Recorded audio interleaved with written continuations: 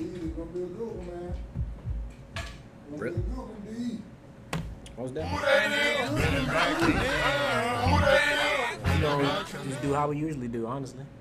Barbershop stories. That's right. Barbershop Stories Podcast, episode 41. 41. Good old 41. 41. OD sitting here, man. Appreciate you coming on out too, man. Yes, sir. Yeah, no Appreciate problem. you coming on out. You could have been anywhere. Can y'all, we can hear each other from right here? Huh? We I hear got- each other I got- loud and clear. Do I gotta lean up or anything? Nah, man. We on the deal in the finest of audio. I right you see it. This is nice. This is fine. Yeah, man, they hear you. Yeah, we want to deal with the finest of audio, man. You know, get this thing right, man. And Y'all need to show me how to build the budget for it. it ain't hard. You gotta believe that it's there, though. You gotta believe that it's there. Come on in. We are live. Yeah, man. Barbershop We in here with BlackHippyBlevs. That's right. Yeah, man. What's up? Next generation. So what you consider yourself? Millennial? I'm definitely a millennial. Last part of Generation X? What's the new one? No, that's Gen Z. Gen Z. I'm definitely a millennial though. I'm just like, Come on in. Make sure you like, watch. So you're and millennial. share, yeah, I'm and definitely a share. millennial. Yeah, we got My little sister Gen Z though. Yeah, she Gen Gen Z. Z. How old is she? My sister, she gonna turn 15 in September. Yeah. Okay. So yeah, but so I'm Gen Z is like what 2010 on up or 2020 after 2000 on up. You know what's crazy? It's really arbitrary. It really don't make any Yeah, sense. it's not a time span. It's because more some of people an era. Yeah, some people consider Gen Z to be like 1995 like down to like maybe like 2010 or so. Like you said. That'll be mixed in with millennials then, cause That's what I'm saying. Yeah. Because like let's play this. There are people who consider like I'm not Gen Z, but there are people who you saying born 1995? yeah, like they was Okay. born there and they like because I mean like for me, I was born in '94, but the cutoff for some people for like millennials and Gen Z is like 95 on up. But even with millennials, like the oldest millennials are like 40, like crack like maybe not 40, but maybe like around like what 35 or so. 35. So my old Going ass on a 40. millennial. I'm a millennial. You are probably on the young end of Gen X. Like my mom is like on the young end of Gen X. Well, I ain't gonna lie. I kind of feel like a millennial though, for real. In certain ways, Because I got some young nigga Living jeans life at like the it's house. golden. I got some young nigga jeans at the house, man. You know. Man, yeah, no doubt. but it's really arbitrary. It's just a way to kind of categorize people. Okay, well, hold up, D. We got to take a commercial break. This is Barbershop Stories Podcast, episode 41, and we do have what people call one of these youngins in here, man. You know, we talking about today, you know, the movement, why we should have it, why we shouldn't have it.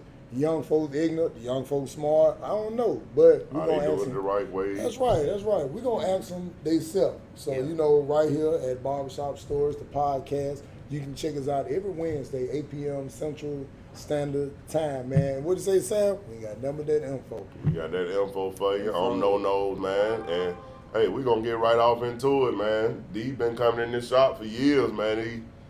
Sounds legit. We know his work, whether y'all do or not. We know what he stand for and what his mind work like, you know, because he's been coming in here for years, and we know some of the things he's been involved in as far as all the way through grade school and college. You know what I'm saying?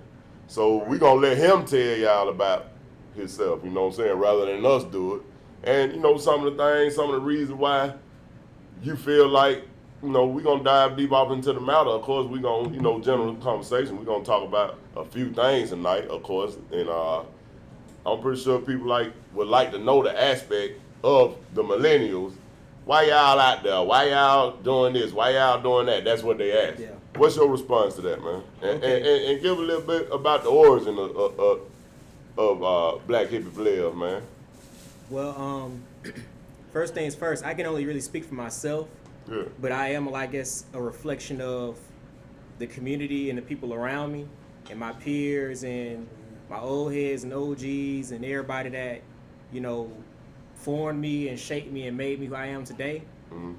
But honestly, I feel like right now millennials are the people who galvanize the movement for the next generation. Like, we are the people who came of age during the supposed post-racial Obama era of politics and, you know, and American society, where, you know, we thought, okay, racism is over. You can work hard and go to school and go to college and Pull yourself up by the bootstrap.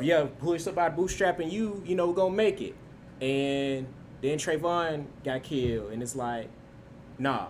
How old were you when Trayvon got killed? That was like 2012. 2012. Yeah, it's about 11 then. 2011. What I can't.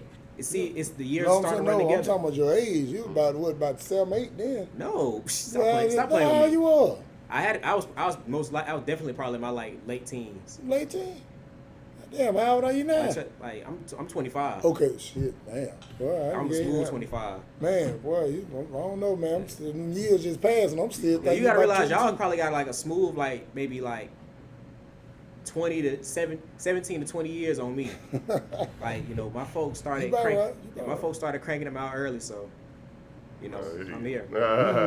I'm in a very unique place generation wise. We talk about Generation X and millennials, because I was raised around a lot more Gen X people than I was millennials, and oftentimes I even found it hard to relate to like my peers coming up, and I don't want to say this to sound like condescending or even sound like arrogant and everything, but there's a lot of things that I was introduced by Gen X, because Gen X was like definitely, y'all, you know, tapped in politically and socially from an early age, because, you know, y'all are like the latchkey kids, y'all the kids that you know, y'all were surviving the Reagan era and experiencing the crack era and experiencing, you know, all these different economic downturns that gave y'all a certain mindset.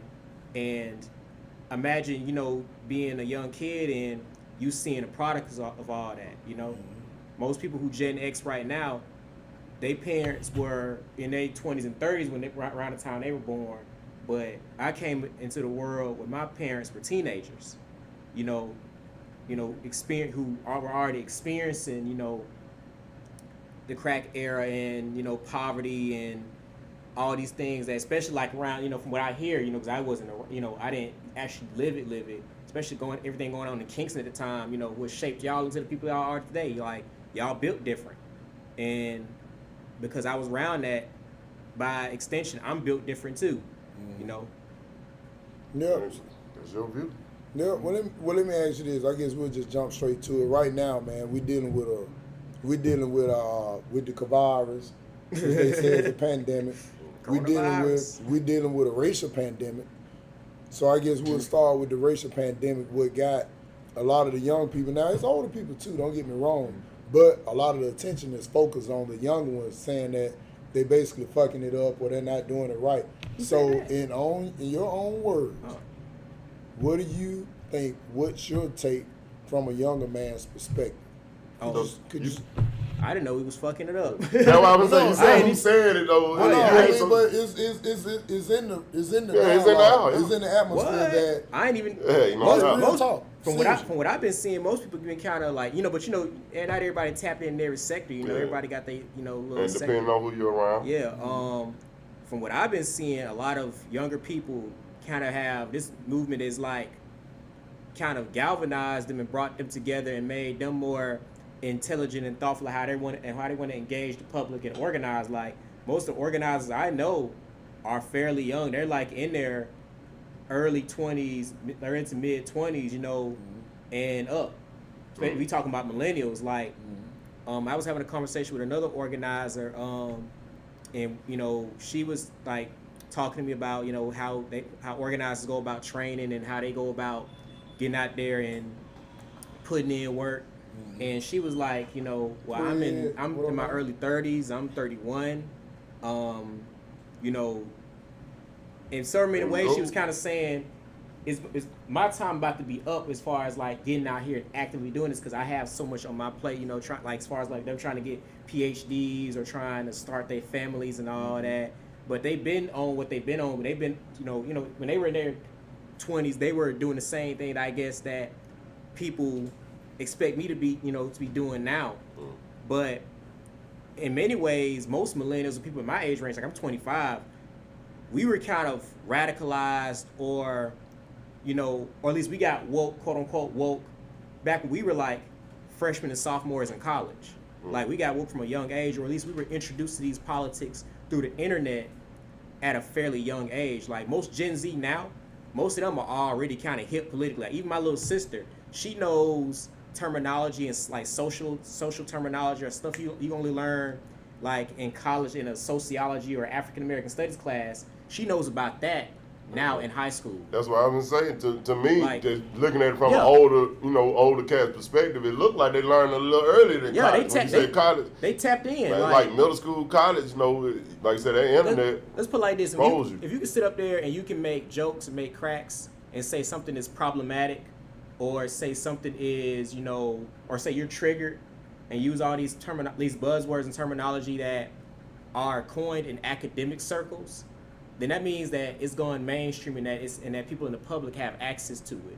So yeah, my little sister, she does, like, if we use her as an example of like younger people, like especially younger than me, who are tapped in politically, yeah, they're aware of like racial inequality, they're aware of class issues, they are very aware of, what it's like to experience colorism, Some of these things, most of us didn't have a language to even talk about that in high school. Like we knew what it was. We knew what it was when we saw it, but we didn't have like the language to put to it. Identify it. Yeah, like then you get to college and then you get woke and you like, oh, like this light skin, dark skin thing that people joke and play about, that's colorism. That's like some shit that go back to like slavery.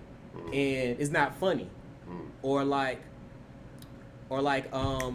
police brutality, or like what people call now propaganda. Oh, all these forms of media and everything that speak on the police and speak on police brutality and everything. Like especially we watching like older black films like Menace to Society or Boys in the Hood. Like, oh, that's not just TV. They really out here killing folks in the street like dogs. So a lot of times those movies reflect real life. Exactly. Like I remember growing up in the 80s and the 90s and watching that crack era just unfold. All the stuff that we're talking about now is really nothing new. The only difference is that I remember in the 80s, you was going to watch 6, 13, 21, 42. You know what I'm saying? That was it. And you got news at a certain time. Right. Now, the same thing still exists because I don't think the problem was never solved. No. But you get to watch it on podcasts, internet channels, different blog sites. You got so much accessibility to it. I think that's the difference. And I think that from what I see with what younger folks are experiencing is that it's almost like the job was never done. Why are we still experiencing this? So when you go back and you read how they had the civil rights movement and how the abuse that they took, I think younger people just see it different because you can see it live and in living color online. And another thing too is like, because we do have the literature, because these people left writing and literature and they left media, and because this thing right here, keeps us all connected, and we saw everything play out in real time. And we've also learned to distrust the news and media outlets and realize that they have certain narratives and agendas they're trying to get across, and that they're not always forward thinking, or that they'll always consider the thoughts and values and feelings and opinions of black and brown and indigenous people across the globe.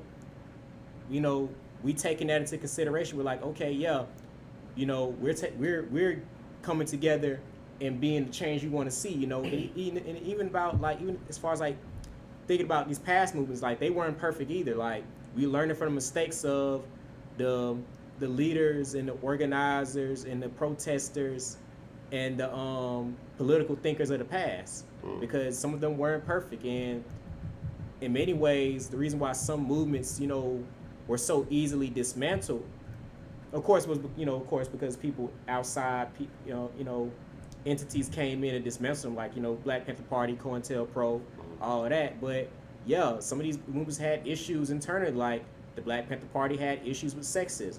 They had issues with misogyny. So when you say sexism and misogyny, Yeah. Explain what that means for the ones who may not know. Yeah.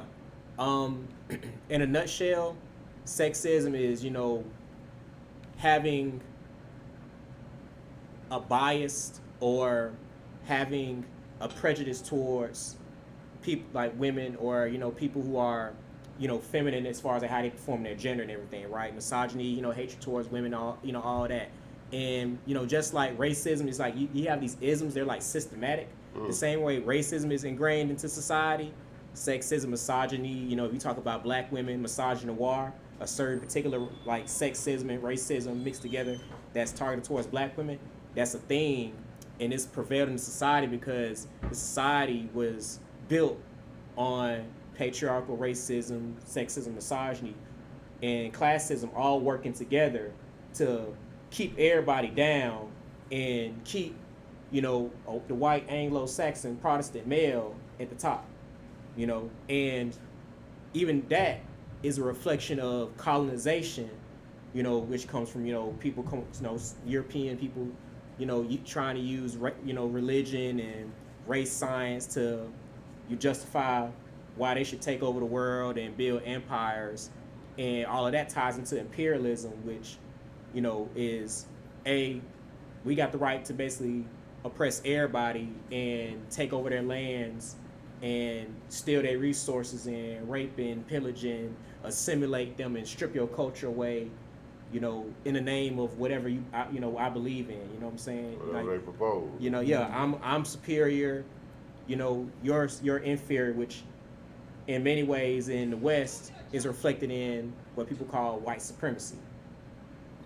Well, you just took it out. My next point out of my mouth, because we talked about on the last segment with Drika about how the KKK is responsible for all kind of heinous acts. Oh yeah. But they still allowed to have permits and organize as they are a peaceful group. You know what I'm saying? And we know the crimes that are committed by them because they starred in plenty of movies. People been talking about them all my life. And a lot of you know what I'm saying? Right. So whether we can just say such and such in the KKK did this or that, we know someone in these groups are responsible for heinous acts, as well as you said, all groups that were organized by people of color wasn't just squeaky clean images. You know what I'm saying? Yeah. But There's key difference though. It is key difference. But these groups with people of color, we know what happened to these groups, right? Yeah. But speak on how the KKK is still allowed to organize, exist, intimidate, and all these things, and these groups of color that were formed that had different things going on with them. Mm-hmm. You know what I'm saying? Oh yeah. They were brought down in the name of he's a such and such. He's a you know what I'm saying? Yeah. Exactly. Exactly. So speak on that. Hey, well, anybody listen to Rage Against the Machine?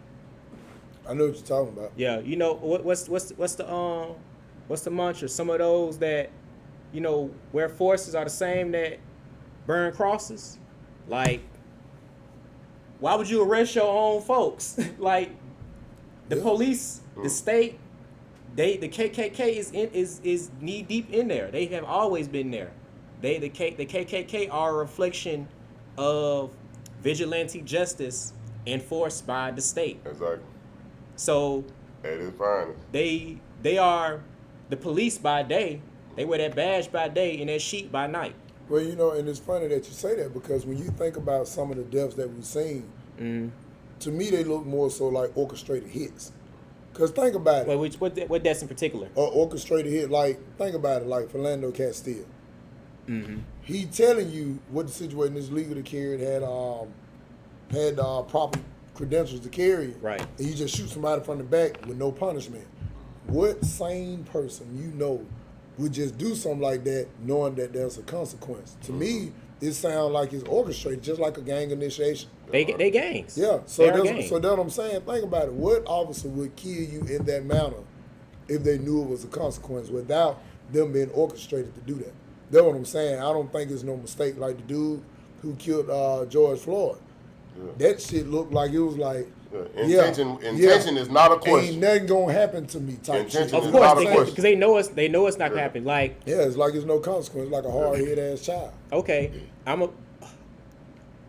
because in many ways it's like I don't even want to sound all academic and sound like give all these like definitions and words. I'm gonna just you keep, gotta give them the Keystonian education. You gotta give it to them, man. I want people to have access to like the knowledge and everything. But I definitely feel you. If you want me to break down something and I don't have all the answers, if not, I will try to connect people to you have any questions and everything. Now keep in mind, me and Sam alike are Woodlonian, so regardless of what words you use, it's probably off in our vernacular. So go ahead and speak well, sir. Then you funny. Speak well, sir. But no, they at this point, especially considering the type of government we over right now, like with Donald Trump, and the fact that he has not only enabled white supremacist groups and enabled the alt-right, and in many ways he made a tweet that kind of said that, in so many words, said that, hey, I'm giving y'all permission to slang that iron, like, as it were, and to put your foot down on the neck of these folks. Like, yeah, we are seeing the beginnings of what you would consider a fascist government. Like, Donald Trump has fascist tendencies. In many ways, you could consider him a fascist. Explain. Some people out there may not know what a fascist is. Come on with it. You ever seen Star Wars? I've seen the first two. Okay. I ain't Fascism is like, it's a far right movement, a far right ideology that is, of course, enforced by, nationalism and everything, that basically involves the state, usually with a dictator of some kind, imposing some form of total control over society and enforcing it through power and, in the military.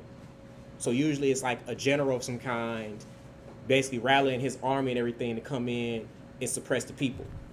Donald Trump. The power. Yeah, your money and the power, and the only thing really standing in the way of Donald Trump imposing that is the fact that we have, a representative democracy. We are a quote unquote democratic republic. Even though we're not really as democratic as we should be, and because where that bucking come from? Yeah, that's where it's coming from. It's like, America has been built on like revolutions and rebellions and everything because it was built on that notion that we want to fight against and rebel against the government. But really, America is in many ways very imperialistic. Like, America is an empire by another name. We say we just don't call ourselves that, or well, they don't call themselves that because I don't consider myself an imperialist. But they enforce it through the military-industrial complex, basically like, hey, we know what's right for the rest of the world, so we're going to send our troops over there and impose it through force because we have all this funding and this big military and this money and power and the weaponry to enforce it. Might makes right. Whereas, people across the world, black and indigenous people, marginalized communities, oppressed people, they are in many ways trying to fight to survive and to find agency within this capitalistic, colonized, oppressive system. Okay, well, let me ask you, let me turn my head around for them. Let me ask you a question here about Trump. Right.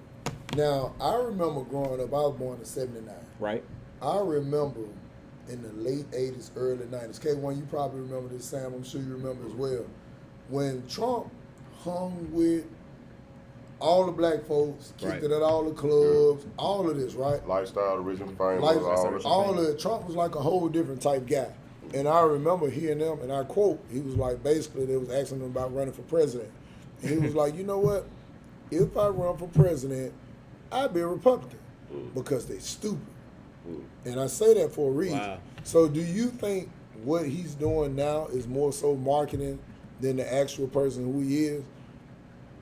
I mean, yeah, you know what I'm saying? Because to me, it's almost like, I'm not saying he's a great guy, but I'm not saying that is all what is paid is took out to be is almost like a show for him. I ride this group. Yeah, it's like yes, because if I can hype you Yeah. up, that means you gonna fund me, you gonna vote for me, even if I don't give a damn about you.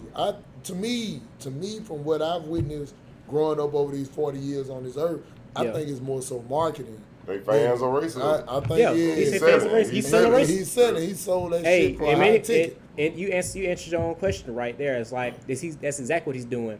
Donald Trump. It's like when you think about racism and like systems of oppression, Donald Trump. I can't speak to his character. I think that he is in many ways incompetent, and he doesn't fit the needs of that position he's in, and he definitely makes you want to. He definitely makes a case for, what makes a person qualified to become a president of the United States of America. But yeah, he basically leveraged his power and leveraged his capital and leveraged his influence to, embolden and incite racist and, basically after as Obama came in and people became a little more, they started leaning a little more left and everything became a little more socially equal, and power was starting to be distributed to marginalized people, the people who feel entitled to the power, which is white people, who people consider themselves white, or people who have proximity to whiteness or capitalists, they felt like they were losing something. And Donald Trump, because he is a white man and a capitalist, he leveraged his power to allow them to have access and privilege and feel like they have the right to go out there and be bold with their racism and their sexism and their classism, to be bold in their their desire to dominate. That's why the alt-right came in. The alt-right was born because a lot of younger, like you say, I'm millennial, right? And I have certain views in politics and ways of navigating the world. There were little white boys out here who they felt they didn't like the fact that their video games had black people and brown people and women in it. They didn't like the fact that people was calling them racist because they were acting obnoxious and they couldn't make racist jokes and they couldn't say the shit that they was saying, years ago, or they didn't have the same access to wealth and power that their grandparents did. They didn't like that. So you know what they did? They turned up, and Donald Trump gave them the dog whistle that said, "Hey, turn up! Like, hey, get out here and get them tiki torches going." And I'ma when people ask me to hold you accountable, I'ma say, well, there's good guys on both sides, because he's one of those guys. He was one of those entitled white boys growing up that was out here using his privilege, his white privilege, and using his access to,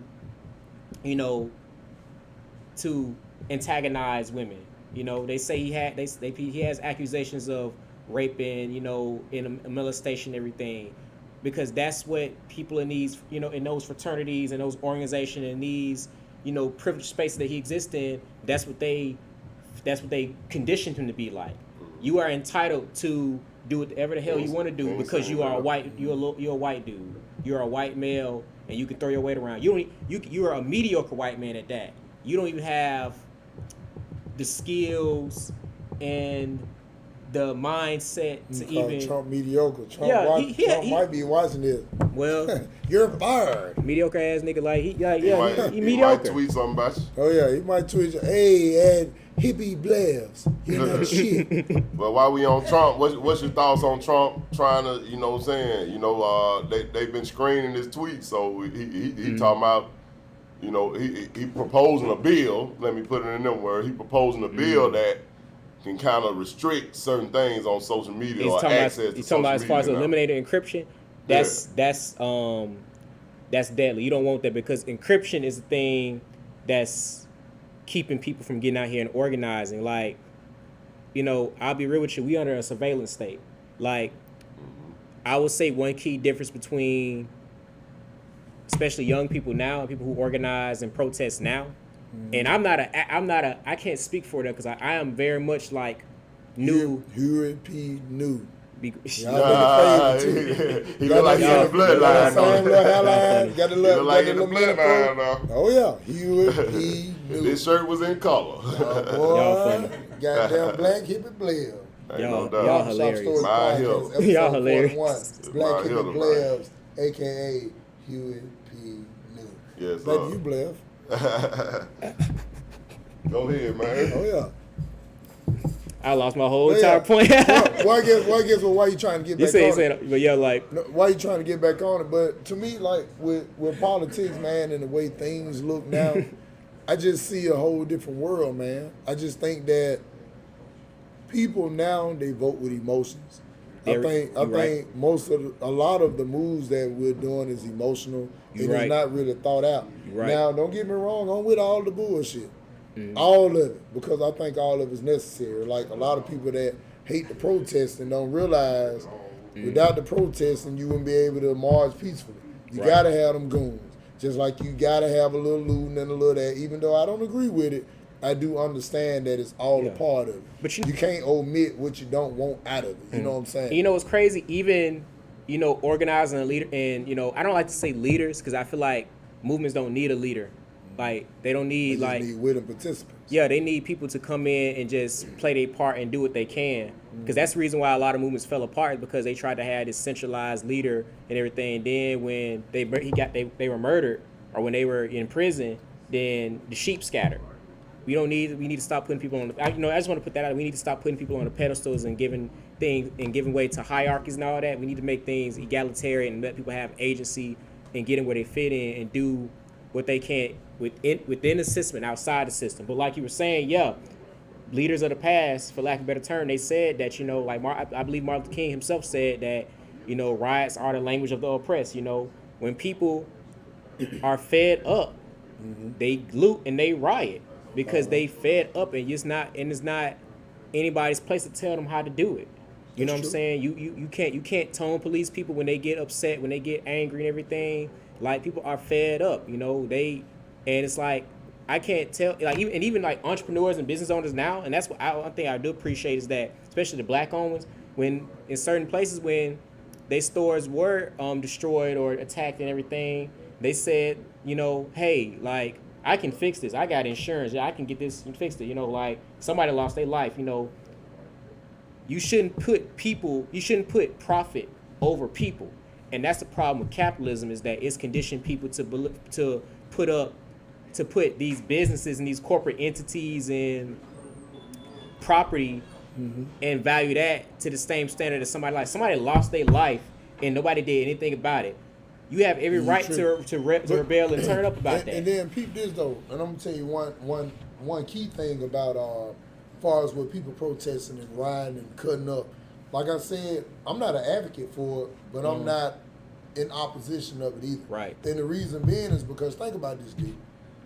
If we decide to go out and go to busting up stuff all around the county, those people who know it's wrong but won't say nothing tend to start saying something, because now you're affected too. Right. That's why I said it's a part of it. Because just think about it. If you never go to touch, and I'm not saying it's right, but like, let's just say K1 may stay in Voluptuous Springs somewhere, just on the outskirts. So K1 like, damn, that's so messed up they did that. Well, I hate it. Keep on with his life. But when shit started getting tore around him, guess what? He like, hey, D, quit hitting that man, dog. No, I'm going to quit. You start getting people involved that would have never got involved. So it's almost like every action, there's a reaction. But, hey, even though it may not be the action that we agree with as a whole, but it's effective because it got people talking. Yeah, that's what happened in Atlanta, because like, there's a large swath of like black entrepreneurs and people who have wealth and everything, but there's a lot of classism. That's when you start getting into discussions like classism and how like racism and classism are like, they feed off each other. They're correlated. They're like this. Like, literally everything in America is built off of capitalism and racism, and all of that stems from the slave trade. A lot of people would not have their wealth if it wasn't for the slave trade. They got a head start. You through with it? You through with it? No, I ain't put it in the gap if you through with it. Yeah. Oh, you didn't drink it up? Oh, you just want to sip out of it? Yeah. Get your ass. Get your ass. All right, I'm going to catch up with you. You talking about this joint right here? Yeah. Yeah, this some good stuff. Oh, yeah, it is. This is good stuff. Yeah, don't show it on camera now because they're going to have to send me a check. That's why I got one of these fine 9-ounce cups right here, provided by the Barbershop. I need one of those, righteously, Yeah. but Need a cup? Yeah, sure. But what was I say? Yeah, but that's when we start getting into discussions about like capital and what capital is. Like, there's a reason why the police didn't stop riots or they didn't, stop it from turning up in their own neighborhoods and everything, because a lot of those people that don't have access to capital, like they say, well, you're destroying your own neighborhoods, destroying this and that. Most of those neighborhoods were already like being stripped of resources anyway. Like, and if there are black people who do have access to this capital, the only reason they have access to that capital is because they were, in the pockets or in line with oppressive people. Like, they were in the white man's pockets, for lack of a better term, and not to like generalize people, but the police, that's when we talk about, when we get back to the police, we bring it back, circling back around to the police, right? And who the police protect, like protect and serve. Do the police really protect and serve people? No, they protect and serve profit. They protect capital. Yeah, and that's all. And that's been the thing. That's been the standard for policing since since Jim Crow, since slavery. They are protecting the property and protecting the gentry class, protecting the slave master and his property, and anybody that affects his property, or anything that affects his bottom line, whether it's the slaves running away or whether it's somebody revolting everything, they go out there and they are the do boys for enforcing the laws. So yeah, that's why the police, why they're attacking people, and why they're showing up in riot gear with people, and rubber bullets and all this military weaponry and everything, because ain't no joke either. Oh yeah, they mess like people that. up, like people they losing do some damage, eyes, and bro. those things are not a joke. They are not protecting people. They're not, disperse. They're trying to disperse protests, especially now because they are the object of protests right now. People are targeting them, but they are protecting capital. But Let's use Hoover as an example. Like, I was involved and I was present at the Hoover protests. There's a key difference between how Birmingham Police Department and how Randall Woodfin organized the police downtown Birmingham, where they were very much in solidarity with the community, where the roads were blocked off, they were guided, people were, where it was very peaceful, versus how things went over in Hoover. That's because Hoover was not Hoover, where all the wealth and access and the white privilege, and where it was historically and systemically, put in place for people of wealth and class and whiteness were able to exist, without being affected by niggas and everything, niggas and Italians and Jews and people they didn't like. The police were out there to protect their capital because they didn't want people out there messing their stuff up. And when people turned up that evening of the protests and everything, that time, during which, I didn't witness that because I was, behind, in a cell. They were out there, from what I was told, with rifles. You weren't finna get out there and ride and turn up in Hoover because they was gonna be out there ready for you. And they were monitoring social media and monitoring, people's posts because they wanted to know where they need to be. Well, they was moving. See, when they went out there and turned up. Do you think that's I guess a direct thing from what they were saying? Carlos posted on there showing pretty much where they were headed. Because I think with protests, I don't think everybody supposed to know. I think it's supposed to be organized underground, and we just show up with 1,000 folks to disrupt. But Yeah, how you gonna tell somebody, hey, D, I'm gonna come over there and beat you up by 8, you're gonna be at home? Exactly. You're gonna be prepared. So you may say, yeah, I'm gonna fight, but you're gonna also have a chance to orchestrate all the stuff that you want put in place. I don't think that was wise to do that. I agree with you. I can't speak to Carlos and his character and everything. Based off what he posted on social media. That's the only reason why I would not have done that. I wouldn't encourage anybody else to do that. I'll be real with you, right? And this is just going by because, this is not the first time stuff like this happened. This happened with Ferguson and Baltimore and all that. And this is just coming from seeing that happen in real time on social media, especially when I was young and seeing the repercussions of that. Yeah, a lot of a lot of people might not notice, but a lot of people from Ferguson, especially the grassroots organizers there, most of them are dead. They're not here, and they're not amongst the living anymore. They're gone. Unless you're D. Ray McKenzie and Sean King. That's a whole other conversation. But those people lost their lives because this is happening in real time, and considering the fact that the police are who they are right now, it's not far-fetched to conclude or to infer that people went back and tracked those protesters down and executed them or assassinated them, that they were, killed. And that's because, people saw them out there actively organizing and doing things in real time, and they were just doing it peacefully. You have the right to protest. So you saying in real news somewhere, you saying in real news that some of the protesters in Ferguson have came up missing. Not came up missing, but turned up dead. Yeah, some of them have turned up missing and turned up dead. There's a famous photo. There's the guy that I believe his name was Darren Seals. He had he threw the tear gas back. It's like a well. It's like an iconic photo now. That man is dead.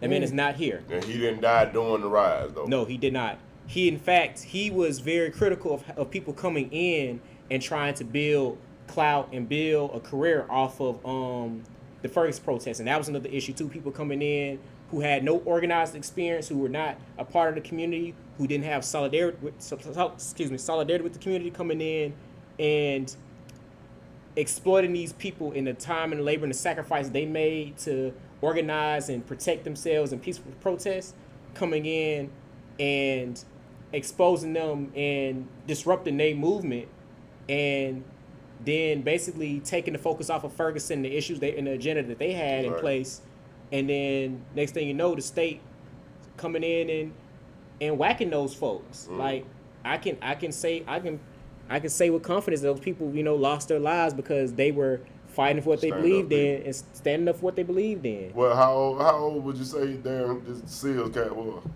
I can't say. I can't say. Was he a younger guy or older? He was when you say he was young in the sense of he's probably in his 20s or 30s maybe. God. Yeah, these died. When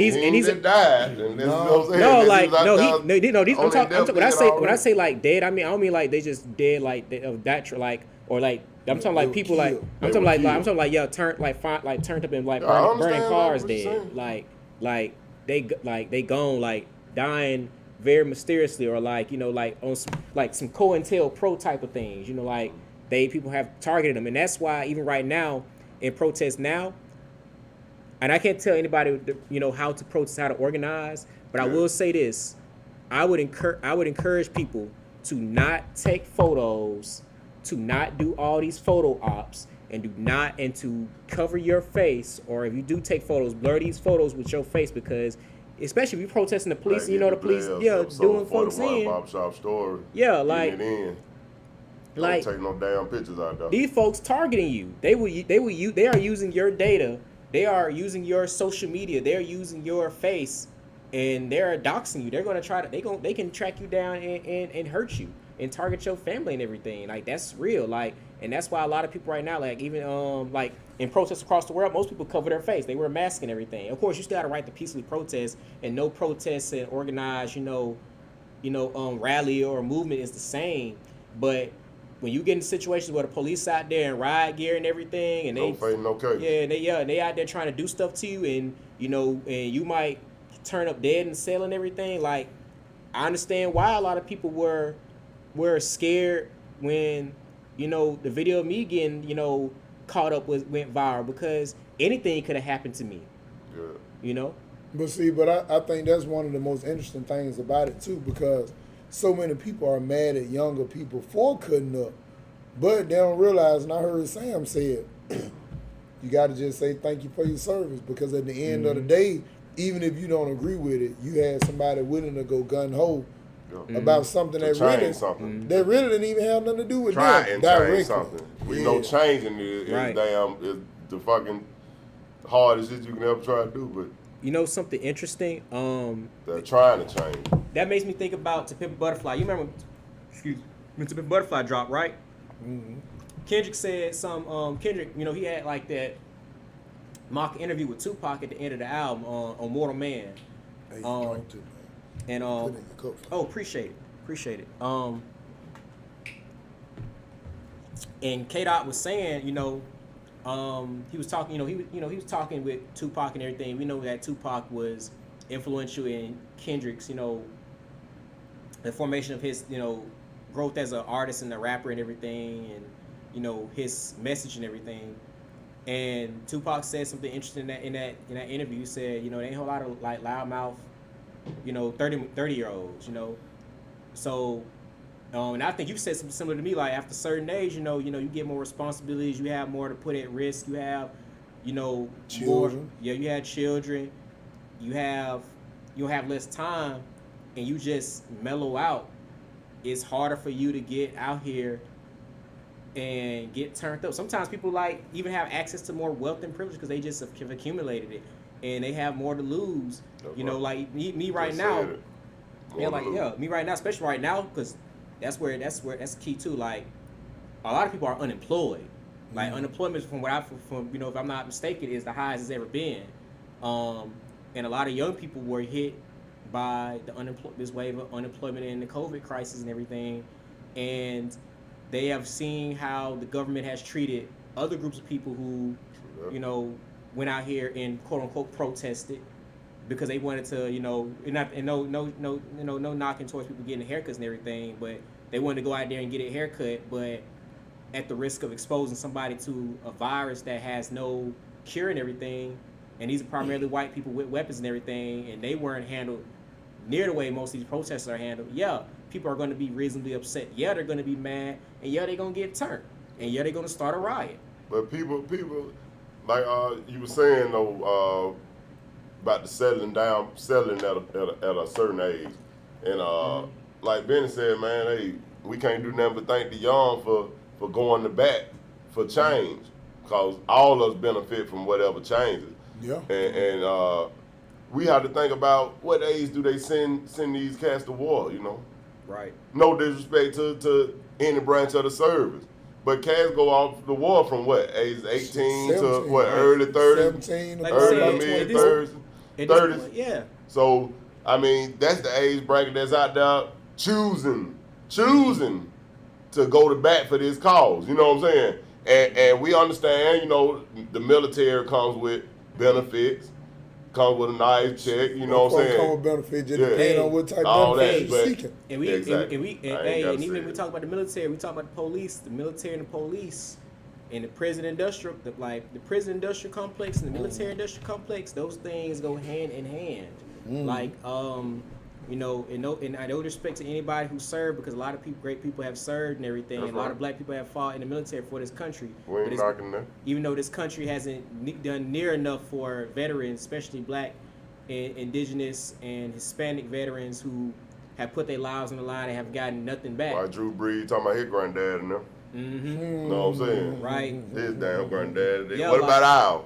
Exactly. Like, you've exploited people's time and labor for generations after generations after generation. You can't be surprised that their descendants ain't gonna turn up out here. And the crazy thing about it is that we're not even being violent. Most these protesters are unarmed, especially the black protesters, the ones who are affected emotionally and mentally and socially by George Floyd and we can't just talk about George Floyd. We gotta talk about Breonna Taylor too. Yeah, like, of course. All these. It's people, hard to just mention one name when you're talking about I understand, us being wrong as just a race of people. I want to talk about that too, because we sometimes it's not always intentional. Sometimes we just lead. Yeah, we do, because what they call you prisoner of the moment. You know what I'm saying? Mm-hmm. You're prisoner of the moment, and George Floyd is fresh on everybody's mind. Yeah, like Breonna Taylor's killers are still out there. Exactly, and we was going through Ahmaud Arbery, right? And COVID-19 at the same time. Yeah, it's like, and here come Floyd, Here come Floyd. And Breonna. and who Breonna Taylor, who was killed in her home while she was asleep. And she was a paramedic.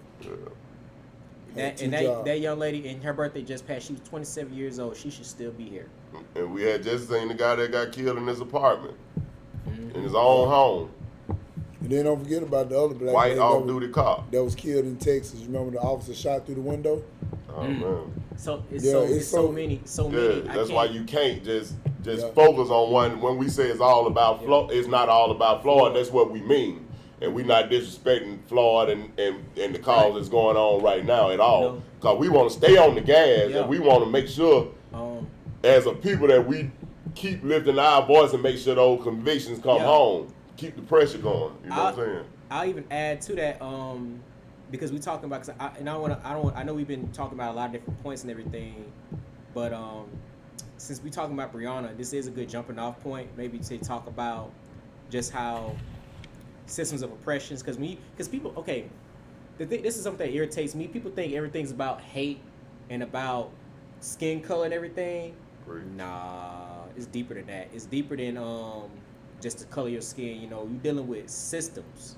You're dealing with stuff embedded into the very fabric of society. Things that that have to be dismantled and restructured. Yeah, you can't Like, see them. Yeah, you know, it's like people how you hate us because of the color of our skin. Like most of the time, some of these folks got black children and black nephews. Like but they still racist as hell. But see, but let me Still ask you this. prejudice, you know what I'm saying? Now, when you spoke on dismantling, you know, they're talking about dismantling the police You mean abolishing? forces around, what they use the word dismantle, around the nation. Yeah. What does that mean to you? Because a lot of people, I think, got it misconstrued on actually what they mean. What does it mean to you of dismantling the police force? What it is, abolishing the police. It is what it is, like defund and abolish the police. Straight like that. Now, like we talked about before the podcast, Don't now reform we going police. big. We going big Yeah. now. When we say defund, I ain't going against what you're saying. I'm just highlighting that point. Oh, yeah, defund the police is big. Now that's a move. But But even then, when you defund it, it's like because people get caught up in buzzwords. I mean, and also too, this rhetoric, this ain't nothing new. Like people have been talking about this for like abolitionist movements, like prison abolitionist movements, like, and it's so hard to think about because this is like what we've used to. It's what we're conditioned to. But I can't tell people what to think or how to feel. I know how I feel, and it's not my right to do that. But I will say this: whoever listening right now, just consider and imagine a world without prisons, without police, and without capitalism. And think of how we can create an ethical society where people have agency and peace, and they have self-determination, and they are allowed to live in an egalitarian and harmonious environment. That sounds so far-fetched. It sounds crazy, don't it? It's almost hard to see that because of what people are experiencing now. Yeah. And I guess to go back on some of what you were saying is that I don't think the average person, I don't think in my perspective that people mean get rid of the police. I think they're saying stuff like some of the bullshit you got this money going to, cut that short. You know what I'm saying? I don't think they necessarily mean take all of them. We don't off want the no street. police. Yeah, I don't think. Now, that's what it sounds like when you say defund. That's why I want to be clear about it. No. When you say defund, what it means is that police and there's charts and data that break this down. Even right now, you have certain people like certain entities who they're implementing programs like the 8 Must Wait, something like that, or like different methods to reform the police and everything. That doesn't work. Most of these like states and organizations and cities already have these limitations on what the police can do and how they should use reasonable force and everything. They don't listen to that shit. Well, No. But once again, going back earlier in what we was talking about, the only reason why they do it is because somebody has put out an edict that and shit gonna happen to you. You can do it, yeah. I mean, because I'm telling you, they're just like right now. You know, if you run a light, you may run 1 or 2 or a stop sign, but you know, if they catch you, it is a consequence. So most likely, you probably won't. You'll sit there and wait. They don't even. The thing about it, Sam, is that they don't even have to issue they don't have to necessarily. It doesn't have to be necessarily no cabal or evil entity saying, putting out hits individual on people. It's simply the police as an institution can get away with using. They have a license literally to kill. Like literally the police is not any different than how they were when they were first formed as slave catchers or patty boys. Society hasn't always had police force. Like, you can have a democracy, you can have a safe society without the police, and even then it's like that's when you start talking about systems, right? Where you start saying, okay, if you just defund and dismantle the police, then you got to eliminate capitalism. Then you have to eliminate you have to consider restorative justice. Mm-hmm. You have to abolish prisons, because you can't have one without the other. Like, they all need to come tumbling down, because capitalism and wealth inequality exists. People have poverty. Because people have poverty, people turn to crime. Because people turn to crime, they get caught up with the police. When most crime is not even violent, and most people don't even need to be put in prison. But the reason why prisons exist because prisons are profitable. Yeah, I didn't say they're on the stock market. Mm-hmm. And even still, and there are so many people who, especially black women and black people and black women and queer people and people who have started these moves, like Angela Davis, who was here just last year speaking at I believe the Boutwell. She's a prison abolitionist. Like, she has books in writing on what society could look like without the police and without prisons. Like, she is an adamant prison abolitionist. They tried to defund her coming down here, and that pressure came down. But you know who came together and made sure that her voice was heard and everything. It was black. It was and I know them personally. Shout out to Shantae Wolfenson and Tori Wolfenson, but it was two black women who came together, and amongst these just people I know personally, but amongst other people who came together and made sure that she was heard and that she got recognized as a key figure member. Because Angela Davis even informs my politics. There's a reason why people don't talk about Angela Davis in the mainstream the way they talk about Martin Luther King, because she was that radical.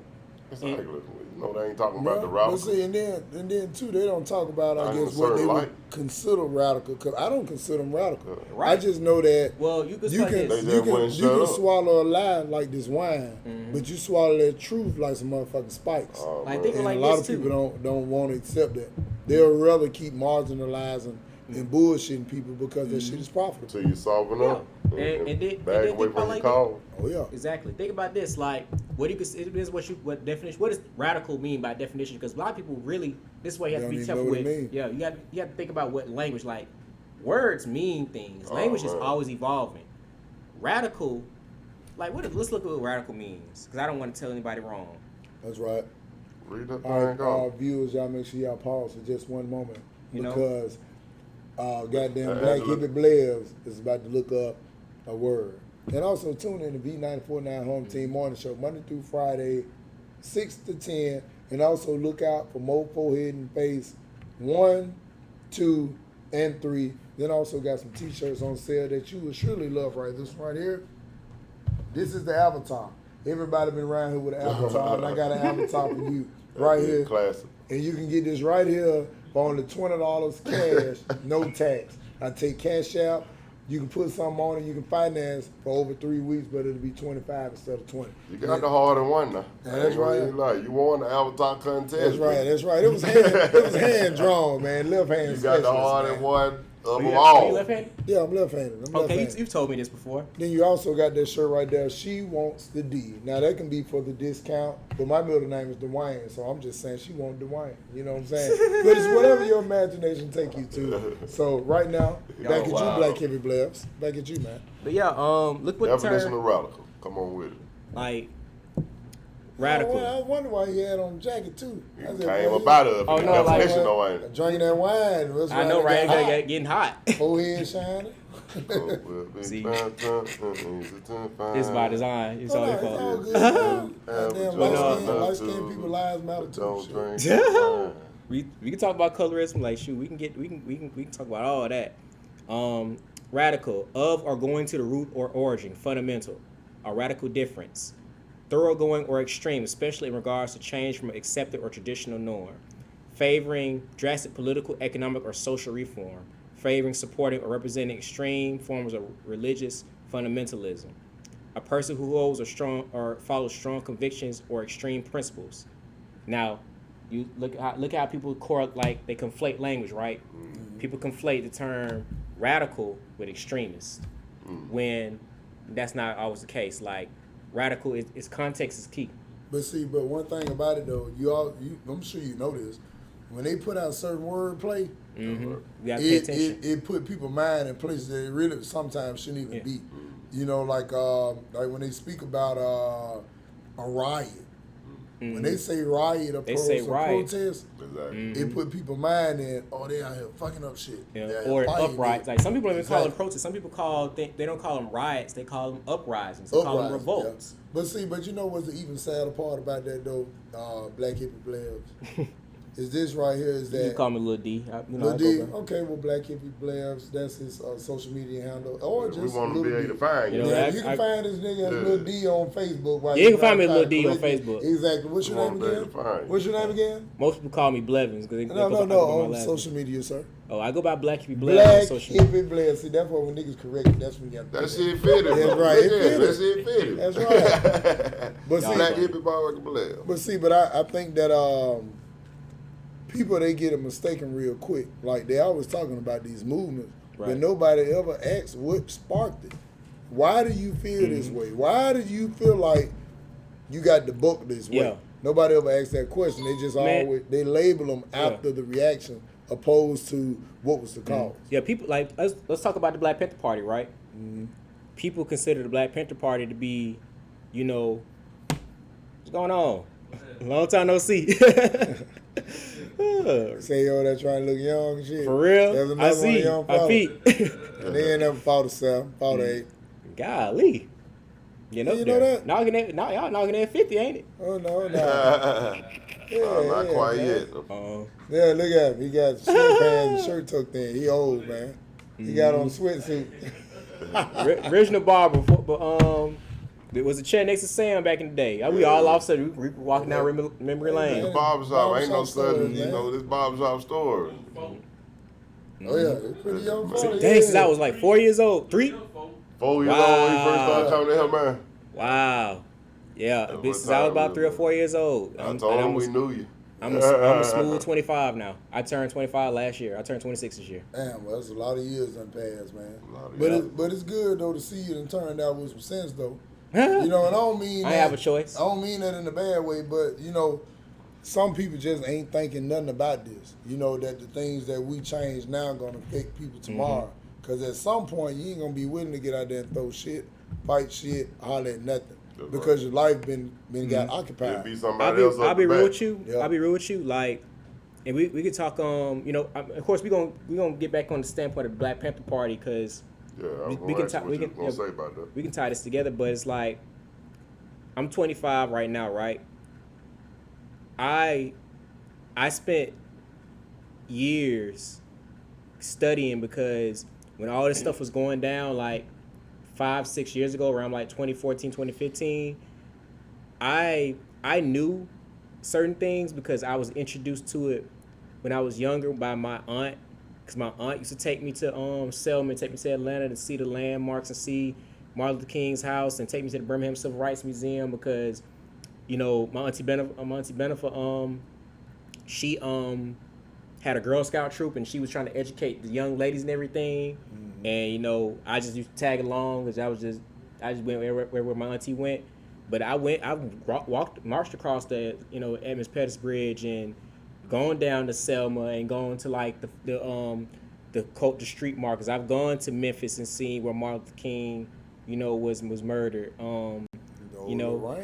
I visited these places and I grew up in, and I didn't know about this now. Like when I went to Ramsey High School, I'm a Ramsey High School graduate.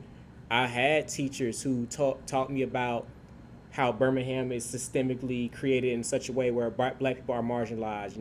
In Mr. Barr's classroom history class, I had teachers who were womanists and feminists, who had me reading certain literature and taught me about the Harlem Renaissance. So even before I probably knew what was going on, this stuff was already being kind of like embedded and And conditioned fed, into yeah. me and fed to me by my community. Like people was teaching me. Like my village was cultivating me and teaching me.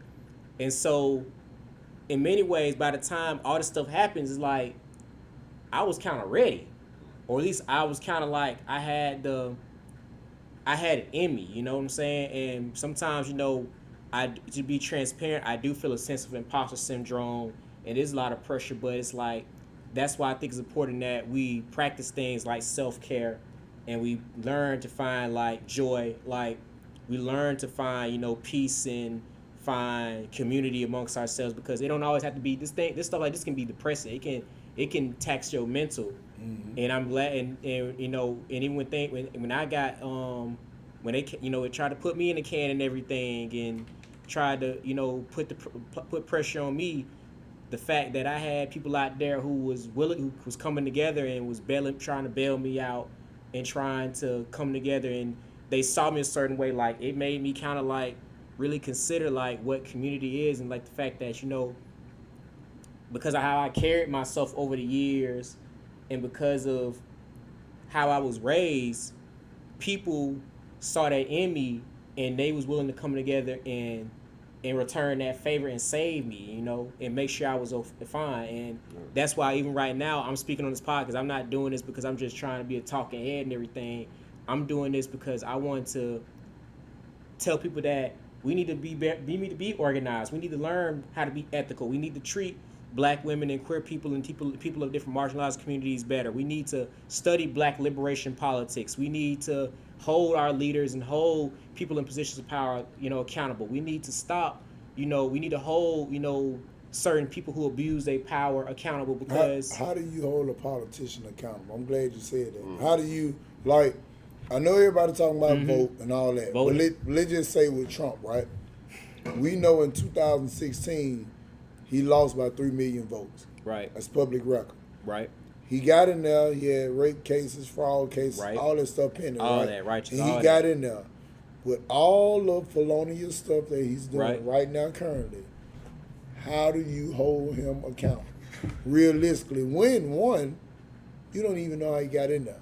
People keep saying electoral college, but the average person don't even know how many people how many electoral votes are there? You know what, Benny? A lot of average person don't know that. I'll How be do real you with hold you. them accountable? I'll be real with you. That's something even myself is like, and that's because, there are limits to like how much you can retain all at once and everything. I went to school and I learned about electoral college and all that, but it's like now more than ever, I need to educate myself. So I don't have a clear answer for that. But I know there are people out there who are experts on that, black and indigenous people who are experts on that. I think we should listen to them, and we should find alternatives to how we govern ourselves and how we hold our politicians accountable. Like, voting may not always be the answer. We may need to form some type of policy and form other political parties and entities outside of the binary Democratic Republican system. We need to consider having a more democratic, socialist, or more egalitarian form of government. Bob Johnson say vote as a block. Don't What's that? stop giving our vote away to the Democratic Party so easily. He said, "Hey, Yeah, what are we demanding? Because we see, What are we demanding?" Yeah, because we see right here, and but you have to be careful with that, because you have people like who, especially like Black conservatives and even Black Republicans, who they are using that rhetoric to kind of like sway people away from the Democratic Party. And even though, like I said, I have my issues with the the binary system. Like, people have to understand like how politics works on a spectrum, how there's so many other different parties besides the Democrats and Republicans. Like in other countries across the world, there's probably like tens, probably hundreds of parties all vying for influence in the country. And you have to start voting people not based on their skin color or on, some arbitrary factors like celebrity and clout. You have to like really pay attention to their policies and see like, hey, do they care about education? Do they care about social inequality? Do they care about social reform? The reason why people vote for the Democratic Party is because those parties have, in contrast to the Republicans, have a platform to engage these needs that that community sees. But right now, and we see right now because they're doing this very performative activism because they're trying to cover their behinds. A lot more people are even questioning them and holding them accountable. That's the reason why a lot of people didn't rock with Bernie Sanders, because even though Bernie Sanders is not all that radical, even though he identifies as a democratic socialist, that's not near as radical as what people are demanding. Like, there are people like that who are demanding that we have socialists. Like, there are people right now who are like the Black Panther Party. They are like, and this side, when we tie back to the Black Panther Party, there are people out here who are socialists. Like, the Black Panther Party some of them were communists. They were socialists. They were people who were very left-leaning. And that's the reason why they were dismantled, was because they were critical of this capitalist system that facilitates racism and oppression and poverty. Like, straight up, like. Well, that was a lot of that stuff, like we said earlier, though. A lot of this stuff is titles that's just thought of and placed on these people to criminalize or to downplay what they're doing. But see, cause just saying somebody like now we see the word terrorist being thrown around. Like this person a terrorist, and exactly they're attaching terrorists to people for you know what I'm saying, things that we not really in our mind. And then, that ain't no terrorist. They saying it, man. And then that's the reason why. That's the reason right now why there are people to this day, and it's in the media and propaganda. There's a reason why people. That's why people to this day people portray Che Guevara and portray Fidel Castro, even though they were not perfect at all, as being more extreme or being more they're criticized and critiqued harder than the U.S. president, even though in many ways you consider the U.S. presidency, you consider some presidents as war criminals. People are critical of Obama. Obama implemented drone strikes and took people out, but people don't talk about Obama and consider him a war criminal, but people are critical of certain communist leaders, certain socialist leaders. People talk about all the people that and this probably is like a bit of on a tangent, but people talk about certain leaders and they hold certain people to like a certain standard of evil. They say Hitler was so evil and he killed, he had the Holocaust, he killed so many people, but they don't talk about what was happening in the Congo when all of these African people were being murdered and everything, being slaughtered. What was his name? Leopold? Mm-hmm. Yep. When that was going on, like a lot of these politicians, like even right now, people are talking about Churchill. Like in Britain, the people there are talking about Churchill and how Churchill was racist, and I can't, and because that was so outside, but in history books he's portrayed as being benevolent, and that's because people don't realize that he's very instrumental in what we know is what we know is the things that racism end up leading to. You know what I'm saying? Mm-hmm. And then too, D, I gotta go back on some of what you were saying. You were saying black, brown, and indigenous people. Right. Can you really separate that title? I was doing that to just be for the sake of being broad. No, I get it, but I'm saying for the people who viewing, like, can you actually really separate that narrative, considering that all those people is probably already here? I mean, when they be indigenous, shit, yeah. I'm missing the tooth on the side. Excuse me. That's when we start getting to like what people consider like what people on the internet call like hotep and this and that, and you know how people like to call people who just have like alternative, or they might be a little bit misinformed, or they might have certain theories about people's ethnic origins. That's when we start getting into those discussions. But I say that because, and let's, can we talk about what race? We talk about what race, between race, nationality, and that, because there's a difference. Yeah, because one thing about the reason why I mention that is because I know when you use the word black, it has no legal standing. Yeah, it's a race is a social construct. Yeah, it's a social construct. White and black. White and black. Has no legal standing. I always tell people that the only reason that we're black is because they think they're white. That's right. Yeah. But really, I don't refer to people by like their race, like just because you learn this stuff in a sociology class. You learn about is like race science was formulated by European people in order to justify oppressing people. They was like because the Negroid has a certain shaped skull and all that, he is, fundamentally inferior.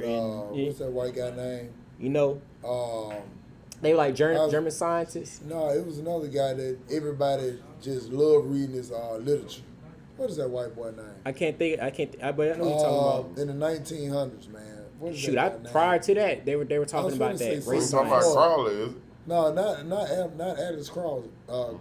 It was a guy before him. Everybody just researching like he was the truth, but he wasn't shit.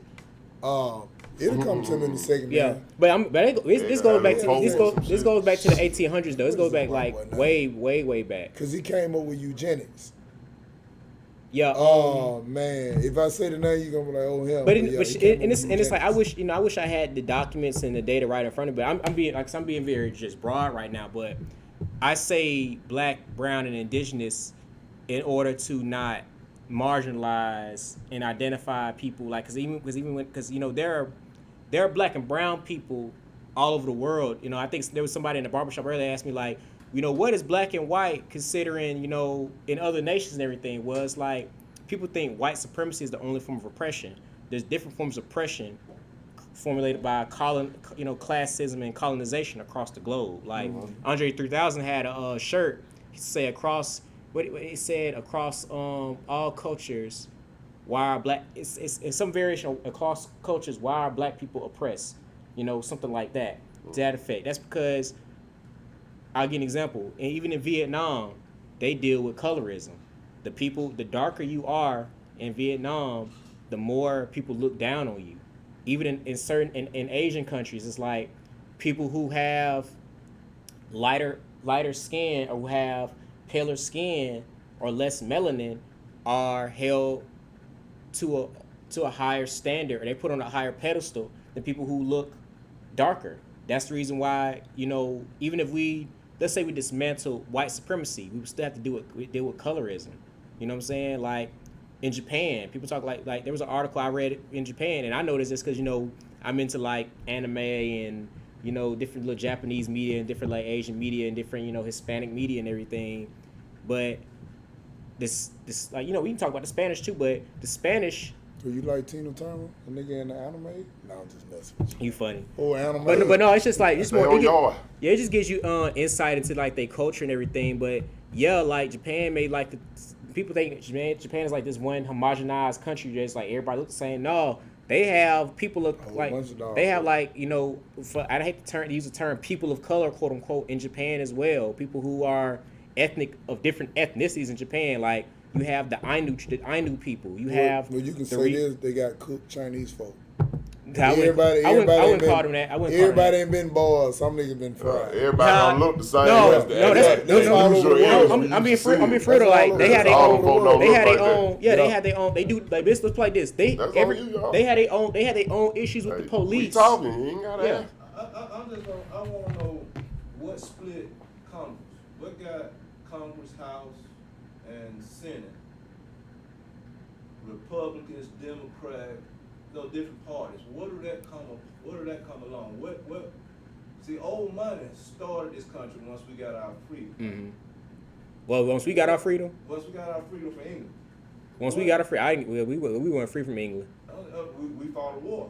Oh, you talking about America fought a war? We was still in some. Our ancestors were still in chains. I'm not African American. I'm American. I was born here. Oh, okay. These are my rights. So that's cool. I want to know where did the House, Congress, and Senate come up? Democrat, Republicans, white. Why all these? If big money runs this country, this country was built on folks coming from immigration from everywhere.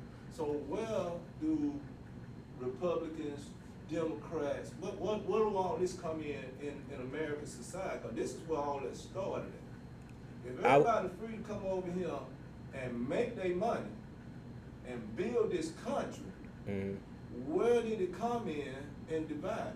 Big money, the same one that ran it, that came over here and bought the wood and bought the cattle, that bought the flowers, that paid for the boats. Explain this to me. Okay. For one thing, there's a lot.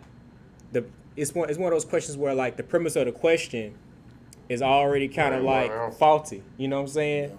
Yeah. Because like I said, Democrats and Republicans, that those parties were never had us in mind to begin with. You can have a Democratic president or a Republican president. You can't have no liberal, no white, red. Oh no, I'm saying those things are liberal. Like that's what we talk about political spectrums, right? You actually can though. Before Yeah, we go like, too far, liberals- you actually got a slot where you can vote in now. Yeah, most Democrats are liberal.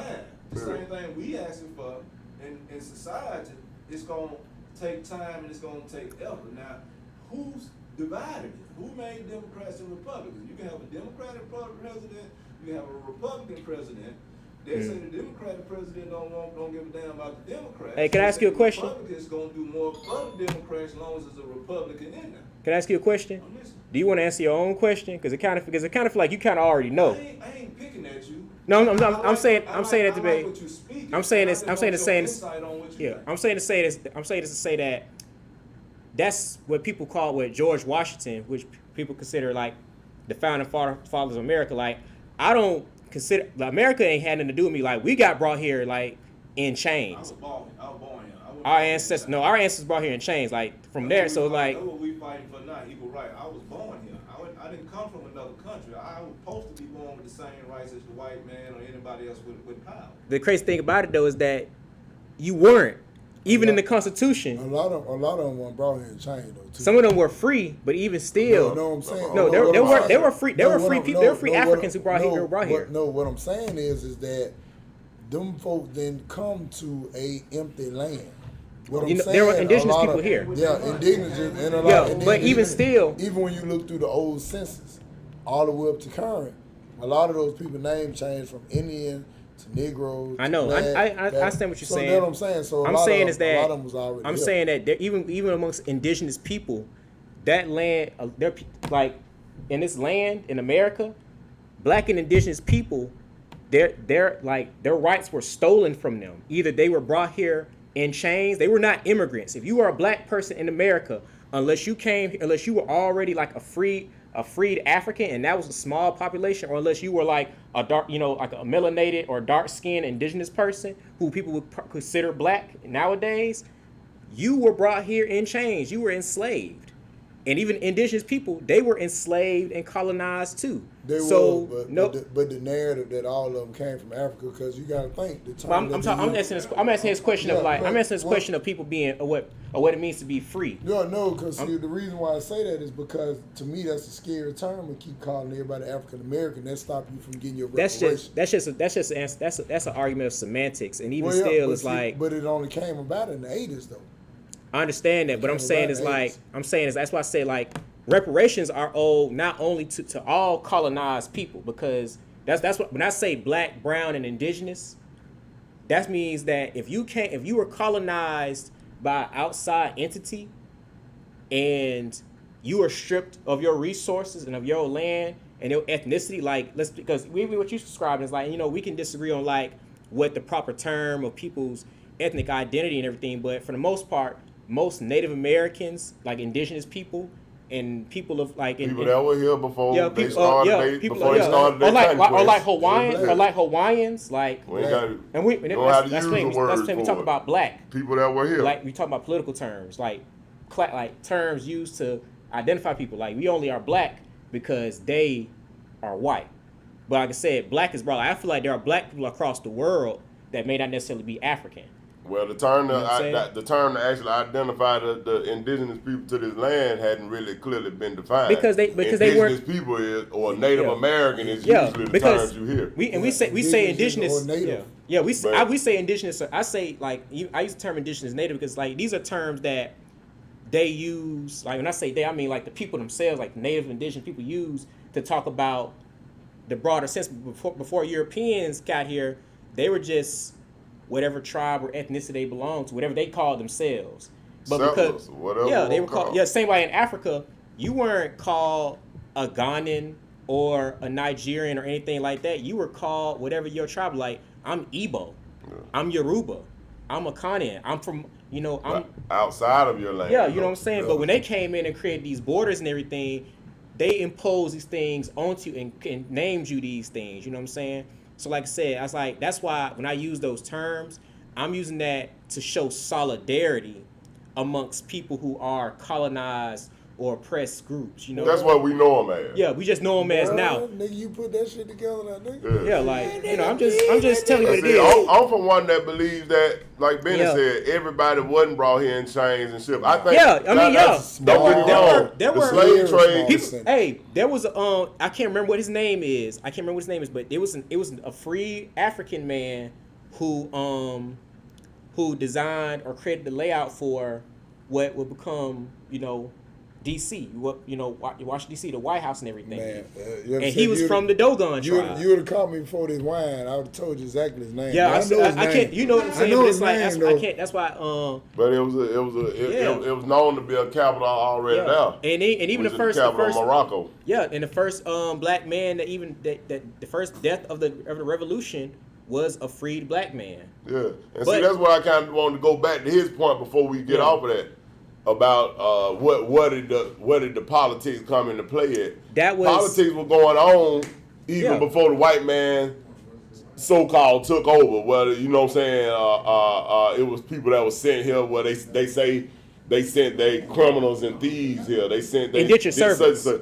But Indentured servants, I'm yeah. one for believing that the slave trade, I just didn't want to get off the point. I ain't mean to interrupt what you were saying. I ain't want to get off the point before we moved on. I'm for one that believe the slave trade had been going on. Like they said, even people were enslaved that wasn't necessarily deemed black today. They Of course, were enslaved. indigenous people, Exactly. certain indigenous people. But see, the thing we have to realize is the land was taken. Everybody wasn't brought here in chains. It was people that lived here, and the land. It's land, like you said, that was stripped from people. All this land wasn't just stripped from Indians. Indians ain't the only one. What we know as Indians are the people that we know that look like the Indian, the term that we say Indian today, the people that look like, you know what I'm saying, they fit that description. Those weren't the only native people. Those weren't the only indigenous people to this land. It was known to be black, white, all nationalities here residing. And All type of nationalities here residing before Europeans the were not. American Revolution. I mean, yeah, before the American Revolution. But So I'm saying, that's when yeah, you per se the white man politics came into play. Before then, you saying America was diverse. I'm just You saying saying. America was always pretty I'm diverse. just saying, It was. America was Yeah, already. that's true. That's true. America was already an operating country. I don't think. Yeah.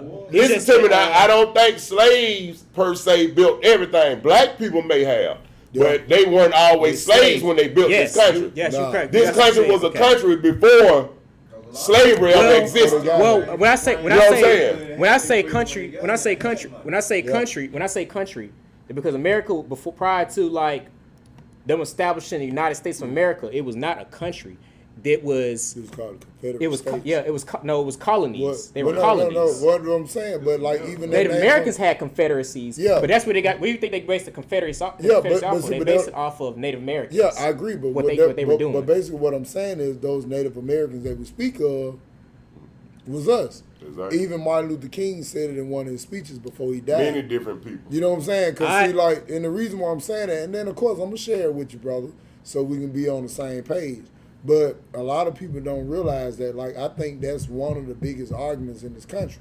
Like, when people go to Holland and call us all these different terms, I think it's meant to confuse. That's right. Because you think about it, when you go to taking something to court, you got to be like, no, it's a You have to cook know. with You that. have to know. You can't talk around it. That's And right. I think that if you keep on, if you got a bunch of people saying, well, I'm African American, I'm this. My I'm folk that, was I'm slave. this, My I'm folk that. had land. My folk had slave. My you'll folk never was get it. Indian. I don't Yeah, think we it- got I don't black think it's people that- hiding all kind of shit. I don't think it's even that complicated. It's really No, I not. agree with you. It's really not. It's not. I will say that there are people. They want it to be. I will say that, and who is well, I'm gonna leave that subject alone. I can't speak to because that goes to the argument of like it's who deep. is indigenous and who is black, and I'm not trying to argue that because Nobody's I don't- black. I don't We've want to- already I don't want to- established that No, earlier. no, in I'm the saying conversation. I don't want to. That's a social construct. Because thing about it is as far like I'm gonna use myself. I'm gonna speak for myself because I can't speak for anybody else. I am black, right? Cocoa Baby Brown. That's what I'm they say. I'm black. That's what they say. I'm black. Yeah, you're a black man. You know what I'm saying? As far as the term that Yeah. we go by. But yeah. whatever ancestry, as far as like I'm of African descent, right? Yeah. But and some people might say, well, lighter skin tone, yeah, you European Man, descent. you a I man got. of color. I got. I don't even like the term P. I don't like the term POC and people of color because there are plenty of people who are POC. It ain't or about people of color who what are we like. anti-black. Them the who are terms that anti-black. apply to us, though. I don't want to erase what blackness is because blackness is used very particular. Like there's a reason why the term black is used. There's a black diaspora. There's an African diaspora.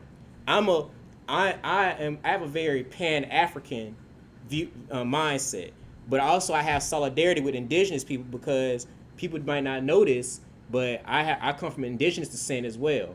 Yeah, you know what I'm saying? If if you want to talk about ethnicity, this is why it's important to talk about the difference between race, ethnicity, and nationality. Yeah, racially I'm black. Nationality I'm American. If you want to be specific, if you want my ethnic identity as far as like what particular ethnic group or tribe that I may have come from, as far as my ancestors came from, as far as like the continent of Africa, because Africa is a continent. It's a big place with different, with hundreds of ethnicities and like and even in America, Native Americans were not one particular group. All they had thousands of different languages and ethnic groups and tribes and everything. Exactly. You could say ethnically wise that I might be Afro-Indigenous, or I might be what people may consider, in certain places a Creole. But that's the thing. Race is not static. How people define race in America is totally different than how they define it in Latin America. We're not a race. We just established that earlier. And race is socially constructed to make us say black or white. Well, race. Only thing you have is a nationality. Race. No, where you from? Not necessarily true. You know what I'm saying? At the end of the day, it's about where you from. You can't discount the land you from. You can't discount. I can't say that either. Black or white was made to put on this paper so somebody be able to identify you as a certain race. Yeah, because you, the same dude you are now. I mean, you preach to the choir. If you were born, we just discussing it. If you were born in China, you'd be Chinese. That's right. I might be nationality wise Chinese, but ethnically I would not be Chinese. What color are they then? I agree with what you're saying, but think Chinese about people have in China. What color are they in China? It's not about the color. Are they gonna say that the yellow man, that the white man, I'll be real with the you. black man? If you call somebody yellow in China, that's racist. Yourself a fight. No, that's racist. Exactly. That's the reason why. The reason why it's not. We are American. I'm a correct you on that. The reason why it's not that way is because China was not colonized. China is a nation. China was not colonized by Europeans. America was colonized by a variety of different European countries that used the concept of race and whiteness to divide up different groups in order to create a hierarchy of class. Race, black and white are correlated with class. You call somebody black, that's your way of putting them into a certain class dynamic. But the thing about it is we call each other black because since we've been stripped of our ethnic identity, we're showing solidarity with people of certain places. You can be black and be Latino. You can be black and be Hispanic. You can be black. We become accustomed to it. But that's the thing though. All those people are the same people. Yes, the only difference between like people say, the only difference between in the Caribbean, the only difference between a Haitian and a Dominican is a boat spot. And then too, the only difference is that going back to what we said, they go by nationality opposed to color. Well, because, they don't. That's because you can be. That's when you started talking about genotype and phenotype. I'll give you an example. Logic, the rapper? Mm-hmm. Logic is biracial. Logic has a black father and a white mother. So does J. Cole. J. Cole has a black father and a white mother. J. Cole is black passing. Logic is white passing. J. Cole, because of how his just random genetics, he looks more ethnically looking black than he does white. They both still are they still both same genetic, mixture, 50-50. That's bullshit. Because J. Cole's mother is German. But was she born here? No, she was born in Germany. Like I'm saying, the way you use nationality and race and everything is very flawed. You know what I'm saying? So I don't know what to tell you, dog. I answered your question the best way I could, but You know what I'm saying? You might have to just go and read. You might have to go read some Franz Fanon and talk about race and class because race and class are correlated. I mean, the only reason, even in America, is like most of our black liberation leaders, they're trying to find ways outside of America because, you know, and of course, some people want to be America and they want to be assimilated to this American structure. But some of us, we don't give a shit about America. We want to be free. Some people are fighting because they want to be free and they want to be a part of this American system. They fighting because they want agency. They want to live and have agency outside of America. If you really break it down, before you go any further, they want to establish their own ethnic identity and their own identity in United States. The United States. Mm-hmm. So, you know what I'm saying? What he's saying about American really is correct because that is your nationality. The United States of America is the system that you speak of. In the system. Yeah. Exactly. So I just want to, you know what I'm saying? You have to separate the term United States. But I'm saying is like we looking at the standpoint. We talk about black liberation. The United States is more than American. Yeah. I mean. That's everybody that has a business interest in this country. In many ways, you could consider Latin America I once met with a troupe of musicians, right? They were from different parts of like the Caribbean and Central and South America. Yeah. And we had a conversation about how people define each other as like racially and socially in those countries. It's like in certain Spanish cultures, it's like the way they see, like, you know, they don't have the one drop rule and everything. They didn't go by that kind of system. It's like you black because this person is your family is black, so that means everybody's black. That was used in order to gatekeep access to whiteness. You know what I'm saying? Mm. They go have different terms depending on what what they look like phenotypically, right? Like phenotype is like how you present yourself, how you look. Like, do you look white? Do you look black? Do you look indigenous? They have terms like mestizo. Do you fit this systematic ass description? What's the term people use? Mulatto. All those terms like were created by Spanish people to create hierarchies. That's why I say like we use black and white. It's not so much about dividing people because even white people have their own ethnicities and everything, but whiteness was created. Black and white is divisive, bro. Black and white is divisive, bro. It's not about. It's not a no. We've been taught it's second nature for us to call each other that and say that, but it's divisive. Black and white isn't necessarily arbitrary and divisive. We can't all talk at once. I'm saying you asked like several different questions. You asked about the system we create, the systems that you talking about. Black people didn't create that. That was created by Europeans to create that colonized it. We didn't discover America. We didn't fight for our freedom from Europe or England for America. That was the white man that did it, but the white man didn't get along with each other. We fought, y'all. Like here. And we discovered this bit until the Civil War came along. And we discovered this bit. We fought and we discovered that's deeper history. We gonna have to get way off of where you know what I'm saying. What we on? We'll come back with part. We gonna. The question was, where did the diversity come between Democrats and Republicans? You got so many. Dude, that's called factionalism. The Democrat, those blacks things, were once Republicans because we came from the Republic. That's actually what it was called. That's actually not true, Sam. You have to tell me why not. I'm gonna tell you why. That's the reason. You have to tell me why not, because I know it to be true. I know that it was a republic before it was ever a United States. That's what you got to understand where I'm coming from. The United States. Now you tell me why that's not true. The United States is considered a democratic republic, but it was not necessarily a republic before it was that because it was owned by different nations. That was from Europe. No, that's what it is now. That's what it is now. No. Listen to what I'm saying. Prior to the United States being formed, America was owned because it was colonized by different European entities like the Spanish, the Dutch. Well, all that was so in history, but if we putting everything on a perfect time scale, we're gonna need to pull these phones out. But at a point before the United States was formed, this was a republic. It was. You can look that up. That's fact. A republic of the Republic of what? This country was a republic. Yeah, Morocco. A Republic of Morocco. Well, I mean, that sound. I'll be real with you. I'll be real with you. I'll be real with you. This, what I'm saying is that's one scope of it. I'll just put it like this because I want to move on from that. I can't speak to that because that's a good answer. I can't speak to that because No, we ain't moving on. We discussing. No, I don't. I'm saying I can't speak to that because.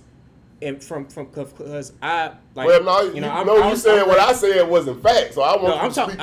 I was speaking as far as like the United States. I just want you to speak to what I said wasn't fact. I was speaking to the fact that the United States being a republic before it was formed to the United States. How could it be a republic if these nations were not coming together? They were different nations vying for power who didn't like each other. Okay, you just said it. Before these explorers, before these different nations came here and took interest in this land, it was people here, just like we said earlier. Native Americans, it was people here. Native Americans didn't all have one common entity. They weren't all one common people. Exactly, because if somebody left Spain and came to this land, guess what? They left portion of that land going to be called. It's going to be a Spanish Spaniard. That's colonization. Exactly, it's gonna be a Spanish area. That's not a republic. Yeah, but you can't disregard. That's not a republic. That's an empire. But you can't disregard what was already here. Before they started doing that. And I didn't say that. I said before colonization. So what we're saying is, but they were indigenous people. They were just indigenous people.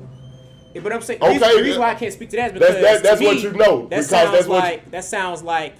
That's what you were taught, right? No, not what I was taught. I'm saying that because there are people who actually still belong to those people, to those nations, to those people who have sovereignty, and to sit up there and say that those people we are those people, I am the people and everything. I can't do that because that's erasing them in their history. Well, see, a lot of them cats are $5 Indians too. The same people. I'm telling you, those people were black. And when I get an opportunity tonight, I will send you that literature and we'll do a part two. You should send me that literature because I'll be real with you. From my standpoint, that's when you get into people who, and this is why it's important to actually when I talk about black and brown indigenous people. This is why it's important to actually talk to people of different communities, because you call somebody a $5 in and everything, and those people can trace that, and those people sometimes people, the only reason that they $5 Indians, they don't look like they answers because those people got raped. You know what I'm saying? And you call them a $5 Indian, they'll get righteous type with you about that. Well, you know what I'm saying? They'll spring you about that. You know why? That's like somebody saying that's like this time that that I was talking. Is that like calling a tag and a wop or something? Yeah, that's like this time that I went to a Friendsgiving party, right? Like, and it was with some African people, right? And I met this young lady who she was Nigerian. Her dad was Nigerian, and her mom was a Black American. Because there's a difference between being a Black American. We are our own ethnicity. We're Black Americans. We have our own history because we are part of the African diaspora. And this we talked to the reparations argument. That's because I'm with you on that. And some of us are of indigenous descent, but some of us were brought here on a boat too. And we come together to form our own unique identity because we are existing here in America. I agree with you totally. But see, got the term indigenous is so broad, D. That's all I'm saying. I'm not disagreeing with what you're saying about all of us come from different backgrounds. Listen to me though. But you're indigenous people across the world. Africans. Indigenous is broad, but you're not specifying who those indigenous people were. Indigenous mean the first people there. That's all. Yeah. I mean, on that land, man. All that mean, it's not telling you if they came from Asia. It's not telling you if they came from the Europe land mass. It's not telling you exactly where those people are from or what their descent is. I kept it broad. Indigenous is just broad. That's all I'm saying. I kept it broad for a reason because across the world, you got to realize imperialism. That's why you're not applying black to those people though. Yeah, imperialism. That's why you just saying Native American and indigenous. Because if I wanted to talk about specific indigenous people, I would say Native Americans, but there are indigenous people. That's a term also. That's why I said in Japan, the indigenous people to Japan, there are indigenous people in Japan. They are called Ryukyans and But you know, native and indigenous, I keep fucking that word up. It's almost one and the same. When they get tired of one turn, they just put up. They just put another one on you. Like I said, that's where context is key. I'm not totally disagreeing with you on how it came about. That's what I said is like when you talk about systems of power, all these terms are just terms that people are using, and not necessarily because somebody put that onto them. Some of these people are naming themselves. They're calling that to show solidarity.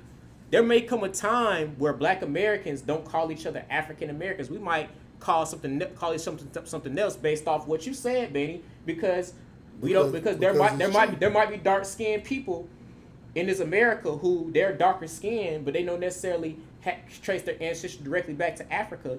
They may be dark skinned, like especially in Alabama, because there are Native people in Africa. Like not all Native people. Exactly. Our grandparents say we got Indian and all this stuff in our blood all the time. Yeah, and then does that make us indigenous at some point? If you go back to our greasy grandparents. That's the thing is That's we start talking about stuff like bloodlines and things like that. And the thing about it is when it comes to like race science, that's when you get into like that whole race science eugenics. You can't prove somebody's ethnicity or their race by their genetics, because if everybody else claiming them. People are claiming what they know, what they think know. This is how evil white supremacy and how evil colonization imperialism is. It was so heinous that it stripped us of our ethnic identity. Most Black Americans are really, and not necessarily just a mixture of different races. We're a mixture of different identities because they took people it took people, especially in America, because the reason why most people, especially in like Central South America, why some of them tend to have a little more in common as far as like their African like stuff, their African customs and everything, and sometimes even their indigenous customs, because sometimes the people came together or they had similarities, because indigenous people tend to have things in common, you know what I'm saying, across the globe for the reason that you started. But I'm gonna run something by you too. Like I said, we're gonna have. Can I finish this point first? We're gonna have to do a part two. No, can I finish this point? Yeah, but we gotta do a part two though. Was because but the reason why that is because this person might be Igbo. You might have answers that your answer might be Igbo. They might be from a Khan. Yeah. They might be from all these different nations. But, because they were trying to mix these people up, because these people in Africa, they didn't see each other as Black. They saw each other by their language and whatever tribe and ethnicity they were. You know what I'm saying? And that's when I say race is a social construct, I mean that to say that it can't be, you can't identify a person's race by their genetics. Race is a race science. It was used to project something on somebody based on how they look. That's why I use J. Cole and Logic. To some people, Logic might look white, but Logic is still excuse me, because of a Black man. Fuck a Democrat and a Republican right now. We ain't talking about that right now. We talking about race and nationality right now. I'm just saying, I don't know where Democrats and Republicans come from. Well, dog, in the new system people trying to create right now, we ain't worried about a Democrat or Republican. Rich and a poor. There's no middle class no more. Bro. If this thing go the way it's supposed to, we might even need a middle class. We might have a whole egalitarian country where class doesn't even exist. You should read some Karl Marx. No, I feel that, but it's like we having a conversation between two men and everything. Next time we want to have a conversation, feel free to stand up. You didn't even introduce yourself. I understand, but you didn't even introduce yourself, my brother. So I appreciate you. I appreciate your insight, your questions. But I apologize if you felt I rubbed you wrong. No, you fine. I'm just being direct. But right now, when it comes to having an open platform, you have to respect people when they're speaking. You had your time. I answered your question the best I could. And if I didn't know I didn't know the answer to it, I would have said, I don't know, my friend. We might have to have that discussion another time. But right now, I want to have this dialogue with Benny Mack and Sam right now. But I appreciate your time. Yes, sir. But back to what we're saying. That's why we got to be really careful about how we use our terms and that we not erasing people and that we not disrespecting them, because culture changes all the time. You know what I'm saying? Even if you talking about how cultures change and how people use race and use colonization to strip people of their cultures and make them assimilate, assimilate into new cultures and everything. The reason why even Alabama had 5 civilized tribes is because they didn't want Native Americans, indigenous people who may have had things in common with African people to come together and rise up against and confront white supremacy. Same reason we use class system. The same reason why a lot of white people didn't even like certain Italian people or foreign white people, because white Anglo-Saxon Protestants, those were people considered white at first. The reason why they gave the title of white to certain European groups that they didn't even like at first, but they wanted to say, well, hey, you can come to America. We don't really like y'all like that, but at least you're white. At least you're not one of those. We need those numbers. Yeah. And that's why even when it comes to whiteness, the only way whiteness even subjugates and oppresses other white people. That's why as we work towards a more liberated, we're working towards liberation and freedom. And the only way we can do that is we need to divest, and we need to unpack, what whiteness is, because whiteness is almost like a cult in a way. It's meant to divide people. Blackness, we black because we're showing solidarity. Blackness, black and white, isn't inherently divisive. But when you say you're a black man, you say you're a black American, you're saying that because for lack of a better term, like I said, and that might change. I use the term. We just got off into the different variations. But the only way we can eventually have liberation to name and have our own agency and name ourselves, we have to confront and dismantle white supremacy and capitalism and classism, so that we can create a more egalitarian future where people of different cultures can coexist and exchange resources peacefully without having conflict, because it's very possible. All right, D. So 2 questions. One, we're gonna come back to that $5 Indian, because that is a serious term. I need to do some research on that. There's proof on that. So I wanted to correct you on that. It is a term. $5 Indian. No, I know it's definitely a term. It's just that there's some people who will literally dispute that. I can't speak to that though. I don't want to do that, because I don't want to. Because I have people who I respect. But the thing is, you're right. Don't speak to it, but I can. But you can speak. I'm qualified too. You can speak on it though and educate me on that. But I don't want to speak to that. Yeah, you ain't got to. I don't want to speak on that. You ain't got to. Good. But what I'm saying is that it does exist. But what I'm saying I heard is, the term before. As far as on a egalitarian society, speak to that. What is that for those that don't know?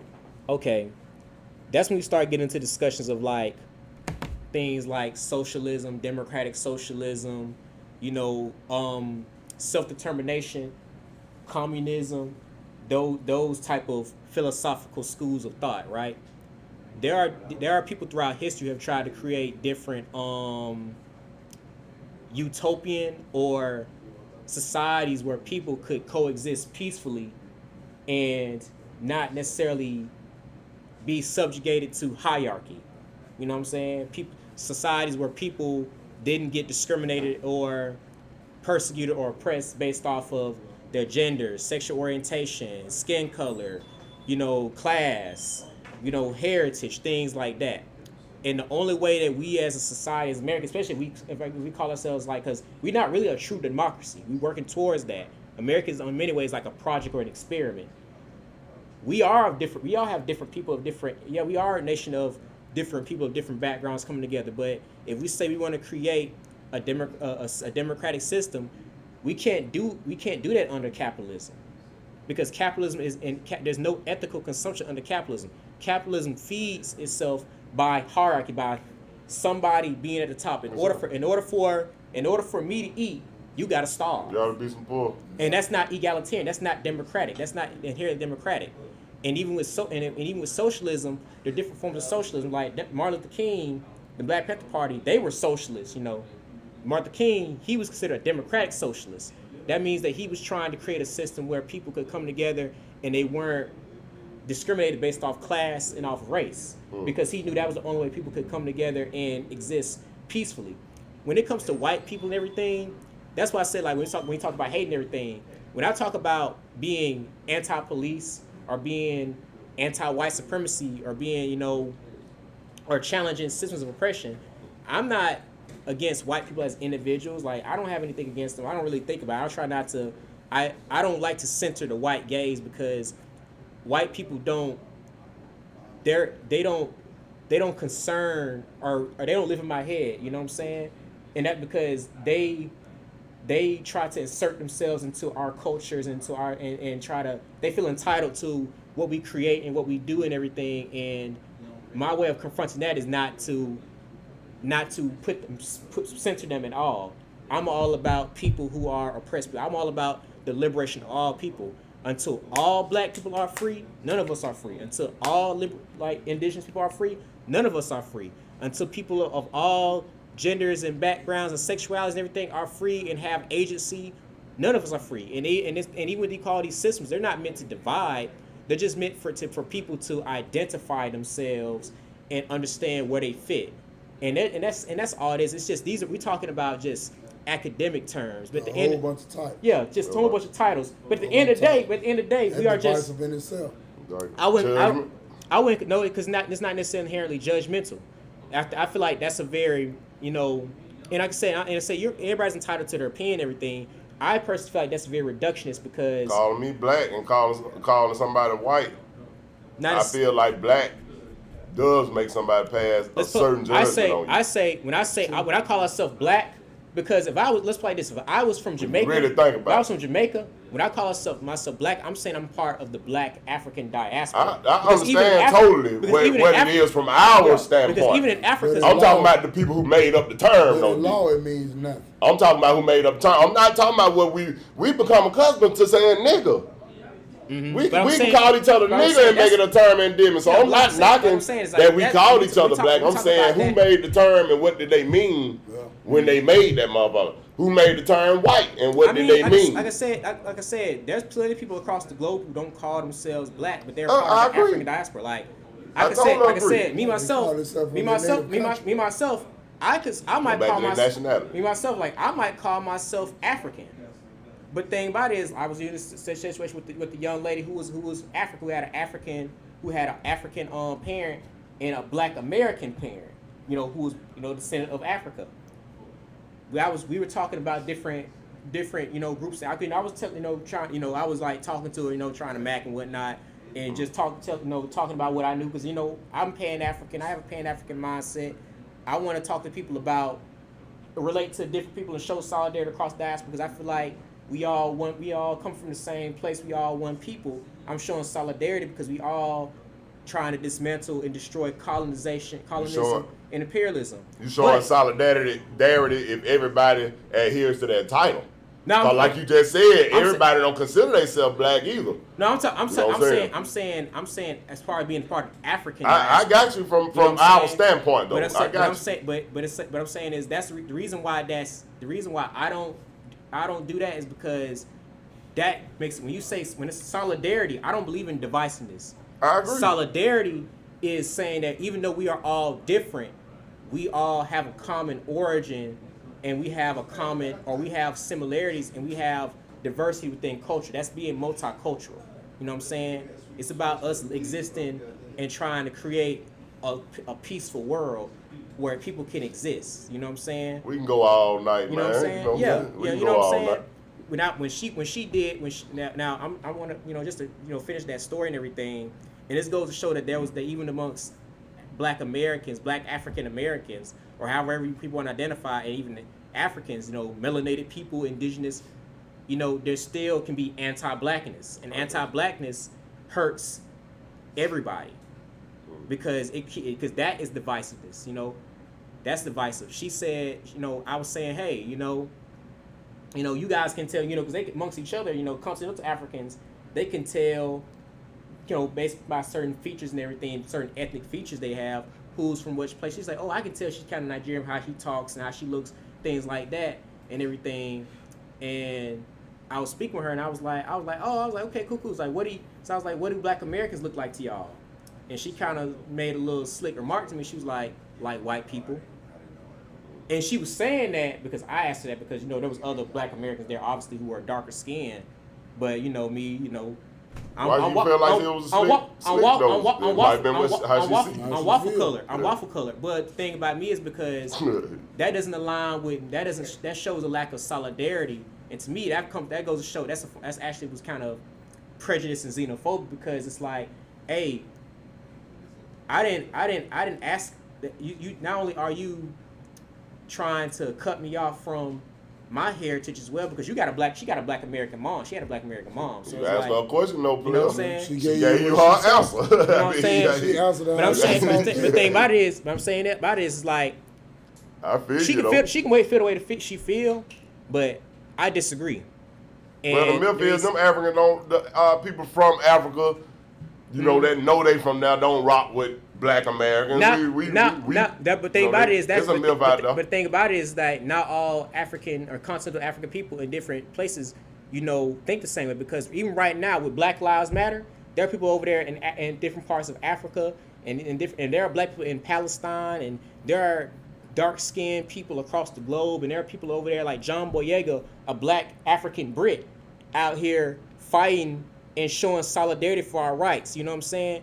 And I feel like if we get into all, they share the same complexion and they experiencing some of the same yeah, things. because that's why I told you anti-black. That's what I'm saying. Anti-blackness affects everybody across the globe. That's why it's like I don't like we talk about Democrat, Republican, this and that, all these different factions stuff. I don't give a shit.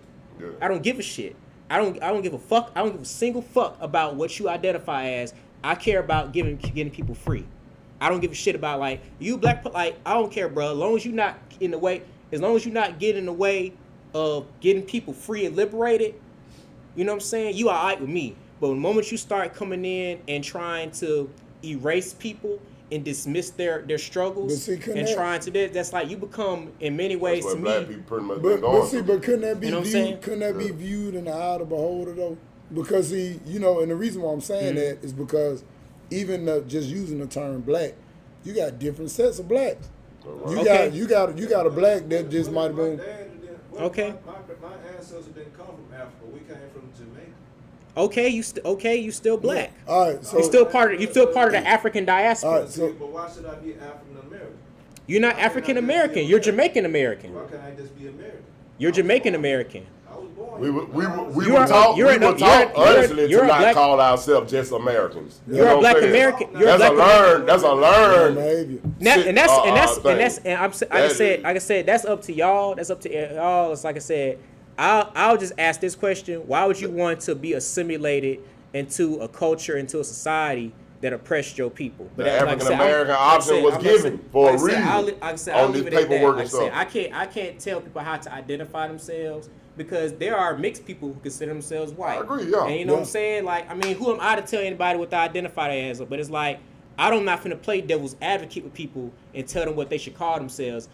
Only thing matters, I know who I am, and I know who I stand for, and I know I know who I'm fighting for. And, who you riding with? Who you riding with? I'm about black liberation. I'm about agency and black liberation and freedom for all people. Like, what you gonna call yourself is up to you and everything. But I'm not here to argue. And I say here, I mean like when I want to get out here and do for people. Yeah, I just want people to be ethical. I want people to respect people's cultures and their agencies. I want to discourage xenophobia and whatever divisive rhetoric people do, whether it's class or all that. You say like we can sit there and argue semantics, religion, all that all day. You know what I'm saying? At the end of the day, it's probably bigger than race, though. Yeah, like I said, yeah, exactly. It's like we can sit and talk about it all day, but it's like, you know, people have, you know, and I have my different scientific views based off, you know, just things I've studied. Everybody else has theirs. You know, that's perfectly fine. But at the end of the day, I just want people to be free. Well, D, all right. So in closing, you know, we'll do a part 2 because I got to get up at 4 o'clock. Right. But let me ask you this: in closing, to wrap it up, in 1 minute, tell me what you want to see from 5 years from today, 2025. What do BlackHippyBlevs want to see in the next 60 months with all of the marching, protests, insurrection, whatever they want to call it? in 5 years, 60 months, 1 minute, what do you want to see? And we gone. I want to see people coming together in ethnic and finding ethical ways to organize and work towards liberation of all people, all oppressed people. Regardless of religion, nationality, race. All I'm with you on that, my bro. You know what I'm saying? All that. At the end of the day, I'm not about clout. I'm not about popularity. I'm not about photo ops. I'm not about all that. When I was caught up in those situations, it's like in a situation I was in last week, I was put in a position where my agency and my freedom was stripped away from me, and I didn't do anything. I was an innocent man, and nobody should have to go experience anything like that. You know, I So feel you like, ain't throw nothing. No, of that best way. They said people's out there throwing though. That nigga done throws on. So you ain't throw nothing, you ain't agitate, you Oh, your hand didn't. up. Oh, your hand up, D. You know, I know you now, but I do. it would be shocking. It would be shocking now if it was anything else. I mean, I still got scabs from I still got a few little marks and scabs, and I had a few We asking for the viewers, you feel me? and I was brutalized and everything, but it's like, you know, I was there because I wanted to show solidarity, but also I was there because I wanted to make sure people didn't get arrested. That people, and it's like, and I Ended up getting arrested. Yeah, you know what I'm saying? And I was trying to keep my friends from getting arrested. And, you know, I want people next time, and I would like to speak more on this. You know, maybe next time we could talk about different ways we can go about doing this, but I want people to learn how to be safe when they protest and understand their rights and understand, you know, the legal system and everything, because, you know, there's no one way to get free. It's gonna take working within the system and outside the system, but we just have to work. It's gonna take work, and honestly, I had a conversation with a friend, Big Jock ATL. Shout out to him.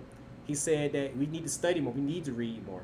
We need to read literature and cite our sources and understand where it's coming from and filter it. Like what me and Bennett was just You know what I'm saying saying? basically earlier about the history we was talking You know what about. I'm saying? Like with that, it's like I need more clarity on that, because I don't want to speak on that, because from what I see on that, there are people who use that and they use it to erase people and to oppress people. We've been taught it so many different ways. Yeah, you know what I'm saying? And I'll end with this, you know, when it comes to fighting for liberation, or when it comes to, you know, showing solidarity, or when it comes to being, because, you know, people are reactionary. I agree with you. You say people just get reactionary and everything, and they have a right to be that, but it's something, you know, we also have to, you know, practice self-care, and we have to, you know, practice therapy and healing as well, because that's revolutionary as well. You know, joy is revolutionary as well. So you went out there to keep your friends safe. You end up getting arrested. So for clarity, if nothing to incriminate yourself, of course, we know that we discussed that before the podcast. But for clarity, how does a person that go out there to make peace end up in jail? End up in jail at the end of the night? What was the charge? What happened? I don't know. If nothing happened, Y'all gave that man 1 minute. what happened if nothing happened? I don't know. Yeah, there's about 3 of them all. I don't know. Ask Hoover Police In Department. Barbershop Story, episode 41, ain't no time limit, baby. BlackHippyBlevs, we going in. Hey, I can't call it. Ask Hoover Police Department. Yeah. I guess in their mind they feel like they got a job to do. Well, That's why I was saying it depends on who talking, man. I'll say this. If you're a person, you call yourself an organization that is meant to protect and serve, right? And you are meant to protect and uphold the Constitution and make sure people have their rights and everything, but you violate their rights and you use your institution and you abuse your power and your authority to oppress people, then should your organization really exist? Like I said. That's good. We going back to the first part of the convo, man. That's what's happening. Well, hey, Barbershop Stories, the podcast, episode 41. Yeah. It's been a pleasure to sit here and talk to old Black Good beer. Hippy Blevs.